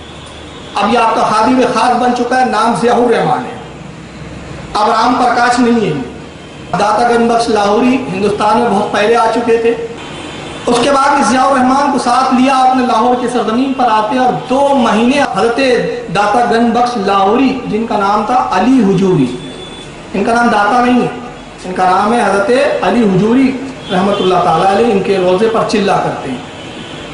جس جگہ حضرت معین الدین نے چلہ کیا تھا، آج بھی لاہور کی سرزمین پر وہ چلہ ویسے ہی محفوظ رکھا گیا ہے، اور وہاں لوگ زیارت کرتے ہیں، فیوز و برکات لیتے ہیں۔ 2 ماہ جب چلہ کشی سے آپ فارغ ہوئے تو ان 2 ماہ میں کیا چلوں میں آپ کو ملا وہ داتا گنج بخش جانے اور لینے والا معین الدین جانے۔ جب وہاں سے آپ فارغ ہوئے تو آپ نے بے ساختہ داتا گنج بخش لاہوری کی مزار پر ایک فارسی زبان میں شعر کہا، وہ شعر میں پڑھتا ہوں، اور وہ شعر اس کے بعد ہی جو غریب نواز نے جملے کہے داتا گنج بخش لاہوری کا وہ لقب بن گیا۔ وہ شعر یہ تھا، آپ فرماتے ہیں گنج بخش فیض عالم مظہر نور خدا۔ گنج بخش، گنج کس کو کہتے ہیں؟ گنج کہتے ہیں جہاں بہت چیزیں ذخیرہ کر کے رکھی جاتی ہے، جیسے بولتے ہیں نا یہ اناج کا گنج، یعنی جہاں بہت سارا اناج رکھا جاتا ہو، یہ فلاں چیز کا گنج، جہاں بڑی چیز۔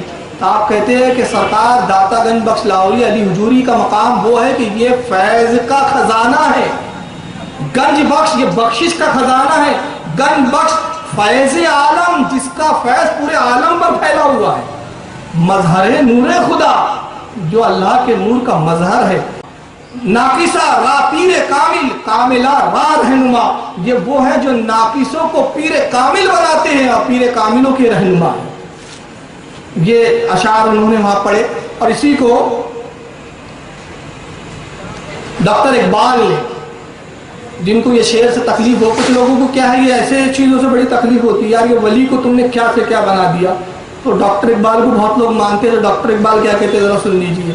اسی مضمون کو، اسی چیز کو ڈاکٹر اقبال نے اپنے دیوان میں، کل میں ڈاکٹر اقبال کے وہ شعر بھی سناؤں گا انشاءاللہ جو غریب نواز کی شان میں اقبال لکھا ہے، اور فتویٰ لگانا ہے تو اقبال پہ لگائیں۔ اقبال کہتا ہے سید حجور مخدوم امم مرقد او پیر سنجرا راہ حرم۔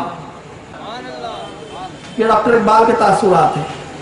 تو وہاں سے جو فیوز و برکات لے کے آپ نکلتے لاہور سے نکل کر آپ دہلی کا سفر فرماتے ہیں۔ اب دہلی میں ایک درمیان کا ایک شہر آتا ہے پٹیالہ، ابھی بھی موجود ہے، وہی نام ہے، نام بھی نہیں بدلا۔ پٹیالہ میں آپ نے قیام فرمایا سرکار غریب نواز نے۔ وہاں پر ایک پجاری رہتا تھا، اور وہ پجاری جو ہے اس کو معلوم ہوا، اس تک بھی خبر پہنچ چکی تھی، پرتھی راج چوہان کے جاسوس پہنچا چکے تھے کہ ایسا ایسا فقیر ہندوستان میں آ چکا ہے، جہاں دیکھو قتل کر دو۔ وہ پجاری سرکار غریب نواز کے مقابلے کے لیے نکلتا ہے کہ یہ شخص، اس کے اپنے علم سے پتہ چلا کہ وہ فقیر میرے علاقے میں آیا پٹیالہ میں، کہا یہ یہاں آئیں گا تو یہاں مسلمان بنائیں گا اور یہاں کے لوگوں کو ہمارے مذہب سے ہٹا دیں گا۔ پہنچا، اور پہنچنے کے بعد کہتا ہے کہ معین الدین تمہارا ہی نام ہے؟ کہا ہاں۔ کہا سنا ہے کہ تم بہت بڑے فقیر ہو اور تم ہمارا دھرم پریورتن کرنے آئے ہو، بدلنے آئے ہو۔ آپ نے فرمایا کہ میں پیغام محبت سنانے آیا ہوں، میرا پیغام محبت ہے جہاں تک پہنچے، میرا پیغام تو محبت ہے، میں کسی کو بدلنے نہیں آیا ہوں، تم مجھے دیکھو پرکھو اور تمہارے سمجھ میں آئے تو خود بدل جاؤ۔ تو اس نے کہا کہ آپ پہلے مجھ سے مقابلہ کیجیے۔ تو تو کہا کہ کس طرح کا مقابلہ؟ کہا بھی آپ پہ ظاہر ہو جاتا ہے. یہ کہہ کر وہ ہوا میں اڑا. میں یہاں ایک بات بتانا بھول گیا کیونکہ بہت ساری چیزیں مجھے چھوڑنی پڑ رہی ہے, چاہ رہا ہوں کہ بہت کچھ سمیٹوں. ساتھ میں حضرت خواجہ بختیار کاکی اس وقت آپ کے ساتھ تھے. سرکار غریب نواز جب نکلے ہیں تو ساتھ میں بختیار کاکی تھے. نوجوانی کا عالم تھا اور ابھی آپ تربیت یافتہ تھے, تربیت سیکھ رہے تھے غریب نواز کی بارگاہ. یہ ہوا میں بلند ہوا حضرت بختیار کاکی, اور یہ دونوں دیکھ رہے ہیں. آپ بختیار کاکی سے فرماتے بختیار کہاں تک دیکھ رہے ہو؟ کہا حضور وہ ایک چڑیا کی مانند نظر آ رہا ہے, اتنا ہوا میں اڑ چکا تھا. آپ نے فرمایا آپ کہاں تک گیا؟ کہا حضور اب نظر نہیں آ رہا ہے. فرمایا اسے آواز دو. اسے آواز دیا, پجاری نیچے اترا. وہ نیچے آتا ہے. کہا یہ دکھا کے تو کیا بتانا چاہتا؟ تو کہا کہ اگر آپ میں بھی قوت ہے اور آپ کا مذہب سچا ہے تو جتنا بلند میں اڑا ہوں اتنا بلند آپ اڑ کے بتائیے. تو سرکار غریب نواز مفتا کے فرماتے ہیں قطب الدین بختیار کاکی کی طرف, قطب الدین اس کو پستی اور بلندی سکھا دو. اسے بتاؤ پستی کیا ہوتی ہے اور بلندی کیا ہوتی ہے. اب یہ اڑا, بختیار کاکی اس سے اوپر اڑتے ہیں. اس نے پھر قوت لگائی, بختیار کاکی کے برابر آیا, بختیار کاکی پھر اس سے اوپر. یہ جو بڑھتا ہے آسمان تک پہنچا اور اس کی حد ختم. بختیار کاکی فرماتے ہیں کیا تھک گیا؟ قسم خدا کی میں معین الدین کا بھی غلام ہوں اور غلامی کی ابتدائی منزل ہے, میری منزل تو عرش اعظم ہے, تو یہی تھک گیا ہے. آج تجھے میں بلندی بتاؤں کہ بلندی کہتے کسے ہے. اس نے کہا بختیار میں عاجز آیا, نیچے اتریے, قدموں میں گرتا ہے. کہتا ہے جس کے چیلے اور جس کے غلام کی بلندی کا یہ عالم ہے اس کا آقا کتنا بلند ہوگا. اسلام سچا مذہب ہے, میں اسلام قبول کرتا ہوں. اسلام میں داخل ہو جاتا ہے. اب یہ بھی ساتھ ہو گئے. میں تو اکیلا ہی چلا تھا جانب منزل مگر لوگ آتے گئے قافلہ بڑھتا گیا. تنہا آئے تھے معین الدین اور قافلہ بڑھتا جا رہا ہے. اب ایک کثیر جماعت ہو گئی. اس کے بعد آپ اس جماعت کے ساتھ جس میں ضیاء الرحمان ہے, اب میں پرکاش رام کیوں کہوں, یہ پجاری ہے, بختیار کاکی ہے, اور راستے میں جس علاقے سے آپ گزرتے ہیں اسلام کی دعوت دیتے ہیں, اسلام میں داخل فرماتے ہیں. اسی جگہ پر ایک مقام آتا ہے پٹیالہ سے آگے سمانا. وہاں کے راجا, اب یہ بیچ کے بہت سارے راجاؤں کو چھوڑ رہا ہوں, ان کے اپنے اپنے ایک واقعات ہیں. پرتھی راج کے جاسوس جو یہاں پہنچے اور خبریں پہنچی, ان لوگوں نے معین الدین اجمیری علیہ رحمہ کے ساتھ کیا کیا سلوک کیا. اب اتنی تفصیلات نہیں ہے, بس ایک سنا دیتا ہوں. سمانا کا ایک راجا جس کا نام ہے پروشستم, ہندی ورڈ ہے, تھوڑا زبان پہ مطلب پروناؤنس برابر نہیں آ پا رہا, آپ سمجھ لیں. پروشوتم یہ راجا کا نام. اس کے پاس بھی تصویر پرتھی راج کی بھیجی. جاسوس گھوم رہے ہیں, جاسوس نے خبر دی مہاراج وہ فقیر تو ہمارے ایریا میں آ گیا.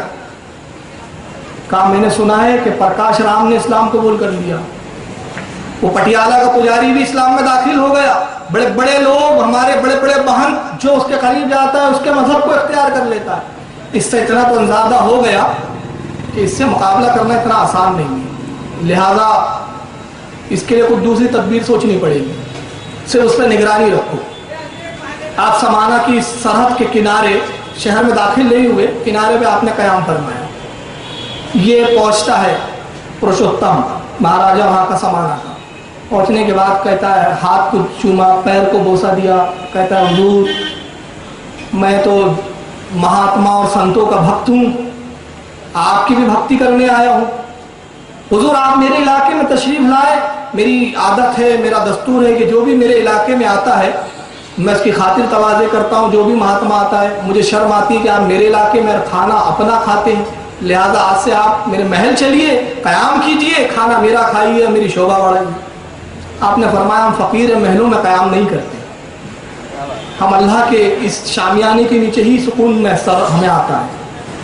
کہا حضور, پھر اصرار کیا, نہیں مانے تو اس نے کہا اچھا کم از کم اتنی اجازت دیجیے کہ میں آپ کو کھانا تو پیش کر سکوں. تو آپ نے فرمایا اچھا ٹھیک ہے, اس کی اجازت. بہترین کھانے تیار کروائے اس نے, اور کھانے تیار کرانے کے بعد اس میں زہر ملا دیتا ہے پوریا سے, اور زہر ملا کے وہ کھانے بھیجے اس نے اپنے ساتھ سپاہیوں کے ساتھ. کھانے کے تھال لگ گئے. سرکار غریب نواز کے جتنے خدام تھے, ادب یہ تھا جب تک سرکار غریب نواز ہاتھ ڈال کے کھانا شروع نہیں فرماتے کوئی ابتدا نہیں کرتا. یہ ادب تھا, اور آج بھی ادب ہے الحمدللہ ہمارے یہاں کہ علماء کی جو دعوتیں ہوتی ہیں اس میں جب تک کوئی عالم, جو بڑا عالم ہے, شروع نہ کرے کوئی شروع نہیں کرتا, سب بیٹھے ہوئے کھانے کے پاس. سرکار غریب نواز نے کاغذ لیا, جیب سے کاغذ نکالا, اس پر کچھ انگلی سے تحریر کیا, اور وہ سپاہی کھڑے ہوئے. تحریر کرنے کے بعد اس کاغذ کو زمین پر رکھ دیا. وہ لوگ منظر کیا دیکھتے ہیں, اس کھانے کا زہر نکلتا ہے کھانے سے ہوا میں اڑ کے اس کاغذ میں جمع ہو رہا ہے. پوڑی بنائی اور پوڑی بنانے کے بعد فرماتے جاؤ پرشوتم کو ہماری طرف سے دینا اور کہنا تجھے شرم نہیں آتی, تو راجپوت خاندان کا نام داغدار کرتا ہے. راجپوت تو اپنے مہمانوں کے ساتھ ایسی دغا نہیں کرتے, تو کیسا راجپوت ہے. یہ جملے فرما دیے, کہا یہ کہہ دینا اس کو. سپاہی لے کے پہنچے اور پرشوتم جو تھا راجا, اس نے کہا کیا خبر لائے ہو, فقیر مر گیا. کہا مرتا کیا خواب, اس نے تو اپنی کرامت اور اپنے چمتکار سے کھانے سے زہر نکال لیا, پھر سب نے کھایا کچھ نہ ہوا, یہ پوڑی آپ کو تحفے میں دیا ہے. اور یہ جملے کہیں. پرشوتم کی ماں کھڑی ہوئی تھی پاس میں, اس نے کہا تجھ پر لعنت ہو, تو نے راجپوت خاندان کی ناک کٹا دی, تجھ جیسا بیٹا میں نے جنا نہ ہوتا تو بہتر ہوتا. جب اس نے یہ لعنت ملامت کی, آخر وہ اپنے وقت کا راجپوت تھا, شرمندہ ہوا, اسی زہر کی پوڑی کو کھولا اور پھاک لیا اور خودکشی کر کے مر گیا. مگر اس کا جب واقعات کی چرچا ہوئی تو سمانہ کی بڑی آبادی غریب نواز کی خدمت میں آتی ہے. جو بزرگ کھانے سے زہر باہر نکال دے اس کا یہ عالم ہے. تو اگر ہم نے یہ سنا ہے کہ نبی نے زہر کی بوٹی اٹھائی تو بوٹی نے اس سے کلام کیا, تو یہ ناممکن نہیں ہو سکتا کہ اس کے غلام کا یہ عالم ہے. تو آقا ہے. اسلام سچا مذہب ہے, ہمیں اسلام میں داخل فرمائے. اس سمانہ کی آبادی اسلام لا رہی ہے. اس کے بعد سمانہ سے نکل کر پھر آپ اب اجمیر کی سرزمین میں داخل ہوتے. اونٹ کا واقعہ آپ نے بہت بار سنا ہے, میں اس کو ترک کر رہا ہوں کہ اونٹ آپ ایک مقام پر بیٹھے اور بیٹھنے کے بعد وہ سپاہیوں نے منع کیا, کہا کہ یہاں مت بیٹھو. فرمایا کیوں, کہا یہاں اونٹ بیٹھتے. راجا کتاب نے کہا اونٹ بیٹھتے تو بیٹھ ہی رہ جائیں, بہرحال وہ اٹھے نہیں. تو یہ واقعہ مشہور ہے, آپ نے سنا ہے. وہاں سے اٹھ کر آپ کہاں تشریف لاتے ہیں, آنا ساگر. آج بھی وہ تالاب موجود ہے, البتہ بہت گندا ہو گیا ہے, اس کا پانی بڑا عجیب ہو گیا ہے, وہیں لوگ نہاتے ہیں. اس وقت وہ بڑا صاف ستھرا تھا اور اس کا پانی پورے اجمیر کے لوگ استعمال کیا کرتے. اور آس پاس انا ساگر کے بہت سارے مندر تھے. اس کا نام انا ساگر کیوں تھا اس تالاب کا؟ پرتھی راج کا جو باب تھا اس کا نام تھا انا دیو. انا دیو نے یہ تالاب تعمیر کیا تھا. انا دیو کے نام کی نسبت سے اس کا نام تھا انا ساگر. وہ حالانکہ انا تھا لیکن انا کا وہ انا وہ انا ہو گیا. جیسے ہمارے یہاں ناگپور ہے, ناگ کھنی کے یہاں جہاں تھے اس لیے ناگپور ہے. تو ایسے بہت سارے علاقے جس کے نام بگڑ گئے, جیسے کہ بھالدار پورا, یہ ہے بھالے دار پورا, مگر اس کو کر دیا ہم نے بھالدار پورا, تو وہ نام بگڑ جاتے. ویسے وہ انا ساگر تھا, وہ ہو گیا انا ساگر. اس کے کنارے آپ نے قیام کیا, بہت سارے مندر بنے ہوئے تھے. ایک بڑا مندر تھا جہاں پرتھی راج اور اس کی ماں عبادت کیا کرتی تھی. اور اس مندر کا جو پجاری تھا بڑا, اس پجاری کا نام تھا رام دیو. یہی بڑا پجاری, یہی پوجا پاٹ کرتا تھا. سرکار غریب نواز نے قیام کیا, رام دیو نے پیغام پہنچایا کہ فقیر تو اب انا ساگر آ گیا ہے, کیا کیا جائے مہاراجا, کیا حکم ہے؟ اگر اجازت ہو تو میں اپنا جادو سے کچھ جنتر منتر کروں. تو پرتھی راج تک بھی خبریں آ رہی تھی یہ سب کیا ہو رہا ہے. تو اس نے کہا کہ ابھی نہ کرو, جب وہ فقیر غافل ہو جائے ہماری طرف سے تب ہم حملہ کریں گے. ابھی وہ چوکنا ہے اور ابھی تمہیں کچھ کرنے کی ضرورت نہیں ہے, تم انتظار کرو. اس نے اپنے چند سپاہیوں کو بھیجے اور بھیجنے کے بعد کہتا ہے کہ انا ساگر پہ پہرا بٹھا دو, اس کو پانی نہ لینے دو. یہ واقعات بھی سنے کہ پھر آپ نے وہ لوٹے میں پانی لے لیا, میں اس کو بھی ابھی ترک کر رہا ہوں. یہ واقعات مشہور ہے, آپ سنتے رہتے ہیں. اب اس کے بعد ایک معاملہ کیا ہوتا ہے, کرامت دکھائی آپ نے, پھر انا ساگر کا پانی لوٹا دیا. مگر اتنا سب ہونے کے بعد بھی پرتھی راج کی عقل نہیں آئی ٹھکانے. ماں نے سمجھایا پرتھی راج اس فقیر کی قوت اور طاقت کو تو بھی دیکھ چکا ہے, میں بھی دیکھ چکی ہوں, جس نے پورے اجمیر کے پانی کو, مورخین لکھتے ہیں کہ جب وہ پانی انا ساگر کا لوٹے میں لیا تو صرف انا ساگر کا پانی نہیں آیا تھا, پورے اجمیر کے کنویں خشک ہو گئے. بلکہ یہاں تک لکھا گیا ہے, حضرت مفتی غلام سرور لاہوری رحمۃ اللہ علیہ لکھتے ہیں کہ ماں کی چھاتیوں کے دودھ تک سوکھ چکے تھے. یہ عالم ہو گیا تھا. جب اس نے معافی طلب کی, آپ نے پانی لوٹایا. پانی لوٹانے کے بعد وہ جو معاملہ تھا وہ صحیح ہوا. اب معاملہ کیا ہوتا ہے وہاں پر, وہ تھوڑا میں اشارہ میں بول جاؤں گا کیونکہ دوسرے قوم کے لوگ بھی سنتے ہیں, آپ سمجھ جائیں کہ جب غریب نواز کے چاہنے والے وہاں موجود تھے, آس پاس مندر ہے, تو بڑے جانوروں کو زیادہ کثرت سے کھایا کرتے تھے. اب آپ سمجھیے, میں زیادہ کھولنا نہیں چاہتا. اس سے ہوئی ان کو تکلیف, کیونکہ ان کے یہاں اس کی عزت و احترام تھی. تو ایک دن پورے جتنے پجاری تھے مندر کے سب جمع ہوئے, کہا کہ مہاراج تو ہمارے بزدل ہو گئے پرتھی راج صاحب, یہ ہمارے دھرم کا بالکل یہاں پہ یہ دیوالیاں نکالنے پہ تلا ہوا ہے یہ فقیر. ان چیزوں کو بھی اس کے ماننے والے کھا جاتے ہیں جن کی ہم عبادت کرتے پرستش کرتے ہیں، اب ہم سے دیکھا نہیں جاتا. ہم تو اب اس پر جو اپنا بس ہے جو ہم کر سکتے کریں. میٹنگ طے ہوئی اور اس کے بعد یہ پورے کے پورے لوگ سرکار غریب نواز کی طرف بڑھتے ہیں حملہ کرنے، اور سب اپنے وقت کے چھو منتر والے جادو گھنٹے والے. اس وقت ظہر کی نماز سرکار غریب نواز ادا فرما رہے ہیں. کچھ لوگ نماز سے فارغ ہو چکے ہیں، سنتیں ادا کر رہے ہیں، کچھ سنتوں سے فارغ ہو چکے ہیں. یہ سارے پجاریوں کو آتے ہوئے دیکھا، گھبرا گئے. اس کے بعد سرکار غریب نواز کی خدمت میں ایک دوڑتے ہوئے آتا ہے انتظار میں کہ حضرت سلام پھیرے تو کہوں کہ حضرت یہ سب پجاری آئے ہوئے نہ جانے کیا کریں. پجاری آئے، کہا کہ کہاں ہے وہ تمہارا صوفی بزرگ، اس نے ہمارے دھرم کا ستیہ ناش کر دیا ہے، اس سے کہو کہ یہاں سے جائے اور جگہ تبدیل کرے. تو انہوں نے کہا ٹھہرو، ابھی وہ نماز پڑھ رہے ہیں. انہوں نے کہا ہم نہیں جانتے، ابھی فوراً یہاں سے ہٹو، یہاں سے چلو اٹھو. انہوں نے کہا بھائی وہ ابھی نماز سے فارغ ہوں گے، ان سے گفتگو کر لو ہمارے پیر سے. ابھی گفتگو ہو رہی تھی، انہوں نے جادو منتر پڑھنے شروع کیے اور ان کی طرف جادو کے وار کرنے شروع کرتے ہیں. نتیجہ یہ ہوا کہ سرکار معین الدین کے بعد مریدین وہیں پر گر کے تڑپنے لگتے، عجیب عجیب ان پہ حالات اور کیفیتیں طاری ہوئی. ادھر سرکار غریب نواز نے سلام پھیرا اور وہیں پاس جہاں قیام تھے، جہاں نماز پڑھ رہے تھے، پاس ہی سے آپ ایک مٹھی میں مٹی لیتے ہیں، واقعی ریت لیتے ہیں، اور وہ لینے کے بعد آیت الکرسی تلاوت فرماتے ہیں اور اس پہ دم کیا. اور دم کرنے کے بعد جب ان کی طرف پھینکتے ہیں تو سیر الاقطاب کی مصنف فرماتے ہیں کہ پھینکنا تھا جس پر ریت کا ذرہ بھی لگا وہ پتھر کا مجسم بن کے وہیں ساکن ہو گیا. اور جو بھاگے، جو جان بچا کے بھاگ سکتے تھے تو بھاگے. پھر ایک جو نگاہ رحمت اپنے مریدین پہ ڈالی تو سب صحیح و سالم. اب یہ بھاگنے والے پہنچتے اور بھاگنے کے بعد رام دیو کو آواز دیتے، مہاراج غضب ہو گیا، اس نے تو ہمارے لوگوں کو پتھر کے مجسموں میں تبدیل کر دیا. اچھا یہ سلسلہ چشتیہ کی بڑی عجیب کرامت ہے یار. بات یاد آ رہی ہے تو عرض کرنا چاہتا ہوں.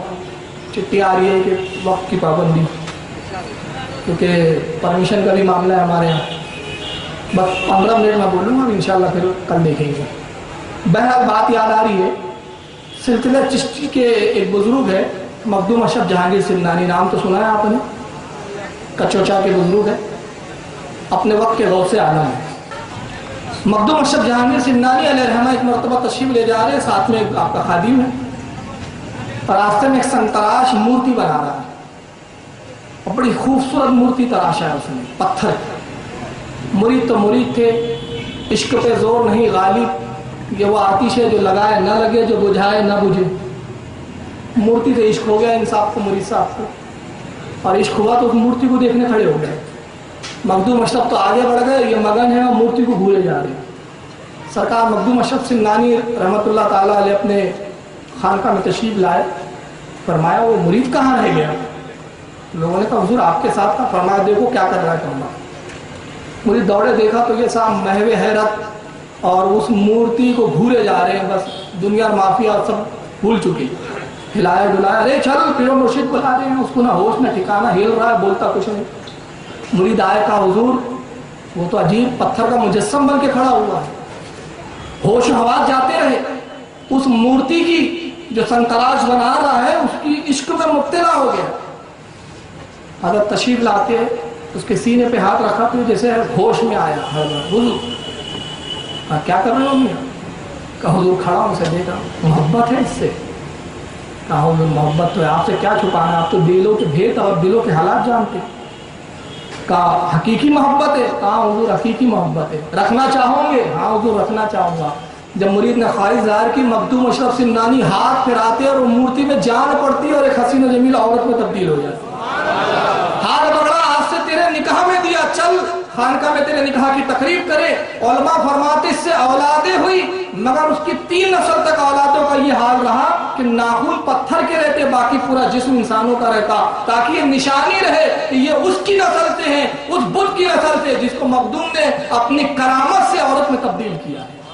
یہ سلسلے چشتیہ کے بزرگوں کا عجیب عالم ہے، کبھی پتھروں کو انسان بناتے ہیں اور کبھی انسانوں کو پتھر بنا دیتے ہیں. جیسے حالات ہوتے ہیں ویسا معاملہ ہوتا ہے.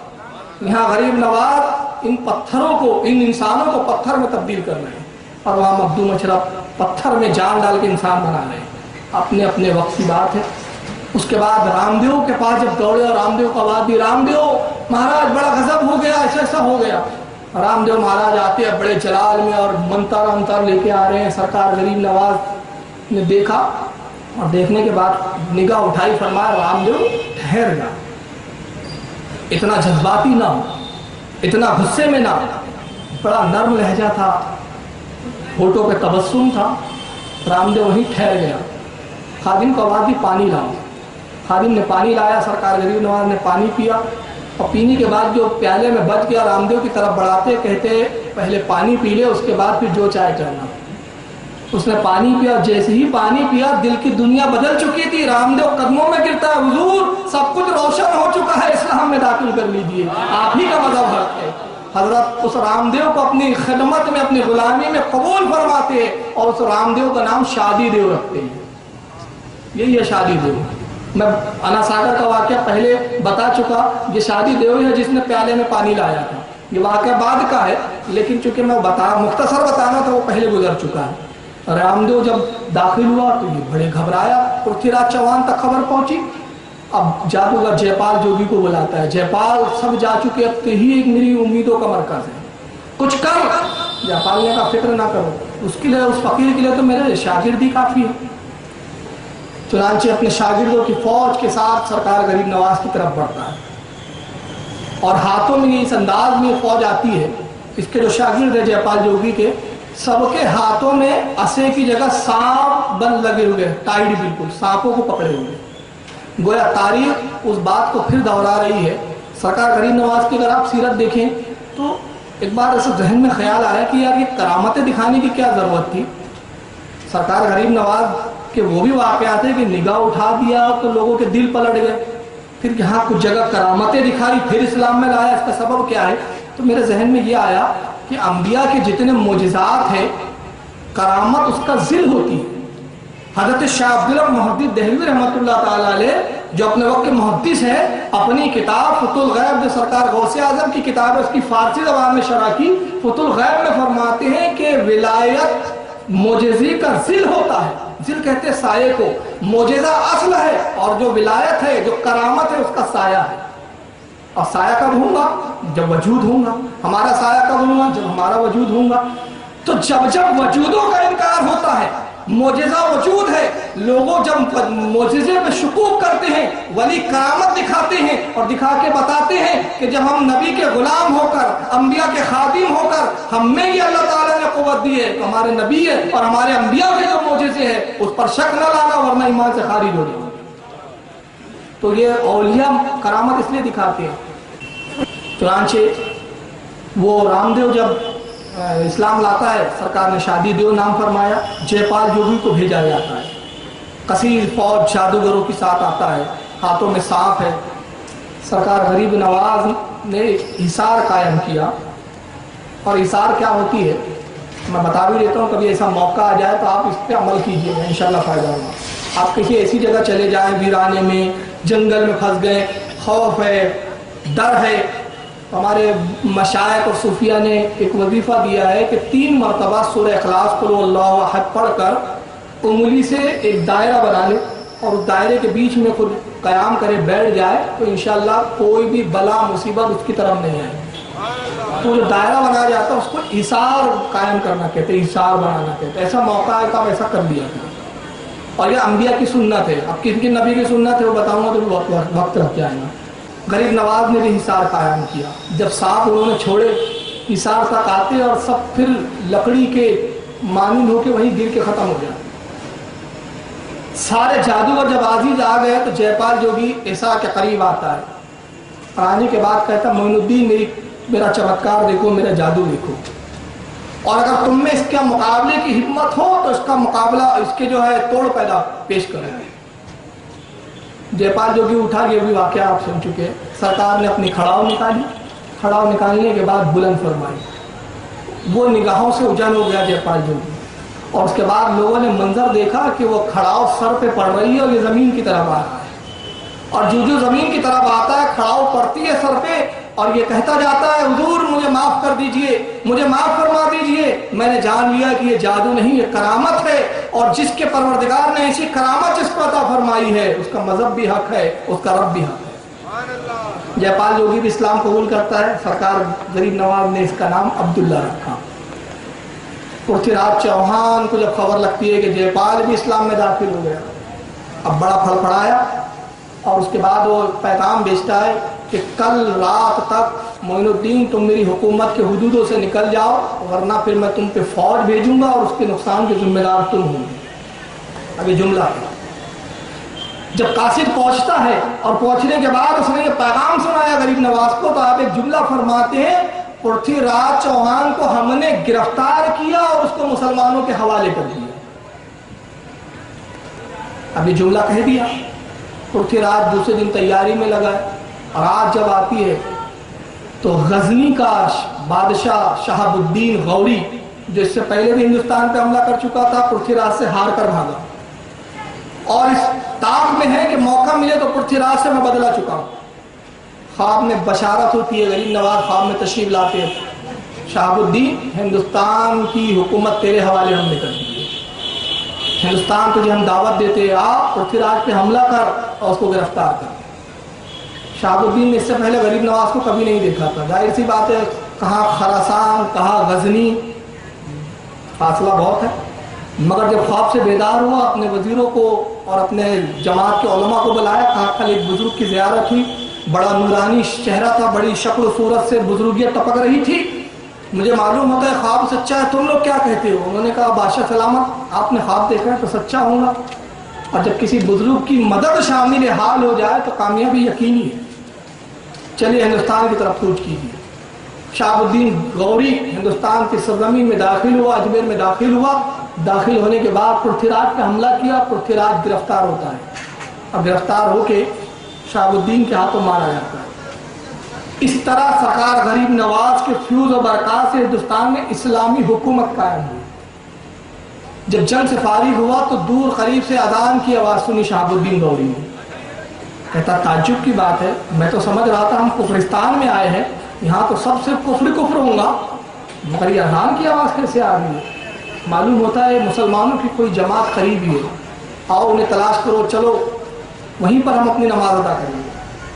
جب پہنچا تو اذان ہو چکی تھی، لوگ وضو سے فارغ ہو کے صفے بنا رہے تھے، نماز کے لیے امام کھڑا ہو چکا تھا، شہاب الدین بھی پیچھے گیا اور اسی جماعت میں اسی امام کی اقتداء میں نیت کر کے کھڑا ہو گیا، سلام پھیرا گیا، نماز ختم ہوئی، اور جیسے ہی سلام اور نماز ختم ہونے کے بعد بزرگ پہ نگاہ پڑتی ہے، شہاب الدین قدموں میں گرتا ہے، قسم پروردگار کی یہ چہرہ وہی ہے جس نے خواب میں بشارت دی تھی، جس نے مجھے خواب میں بشارت دی، جس کی دعاؤں سے یہ حکومت مجھے ملی ہے ہندوستان کی، یہ اپنے وقت کا ولی کامل ہے۔ قدموں میں گرتا ہے، کہتا حضور اپنا تعارف پیش کیجئے۔ سرکار معین الدین فرماتے ہیں فقیر معین الدین اجمیری ہے، عثمان ہارونی کا خلیفہ ہے، کہتا حضور مجھے اپنی غلامی میں داخل فرما دیجئے۔ شہاب الدین غوری حضرت سے بیعت ہو کے مرید ہو جاتا ہے۔ اس کے بعد پھر وہ بات کے اور واقعات ہے، چنانچہ بختیار کاکی کو دلی کی قطبیت عطا کر کے سرکار غریب نواز روانہ فرماتے ہیں۔ بختیار کاکی کے زمانے میں جو دلی کا بادشاہ ہے وہ ہے شمس الدین التمش۔ اب یہ بختیار کاکی کو جب دلی بھیجا سرکار غریب نواز نے، حضرت شمس الدین التمش انہی سے مرید ہوتا ہے، اور مرید ہونے کے بعد عالم یہ ہے کہ ساتھ میں گھومتے پھرتے ہیں، بہت ادب کرتا ہے، بڑی تعظیم کرتا ہے۔ بادشاہ نے جب یہ ادب کیا حضرت قطب الدین بختیار کاکی کے ساتھ تو کچھ حاسدین پیدا ہو گئے کہ یار یہ اس فقیر کو کیوں اتنا عزت دیتے ہیں بادشاہ سلامت۔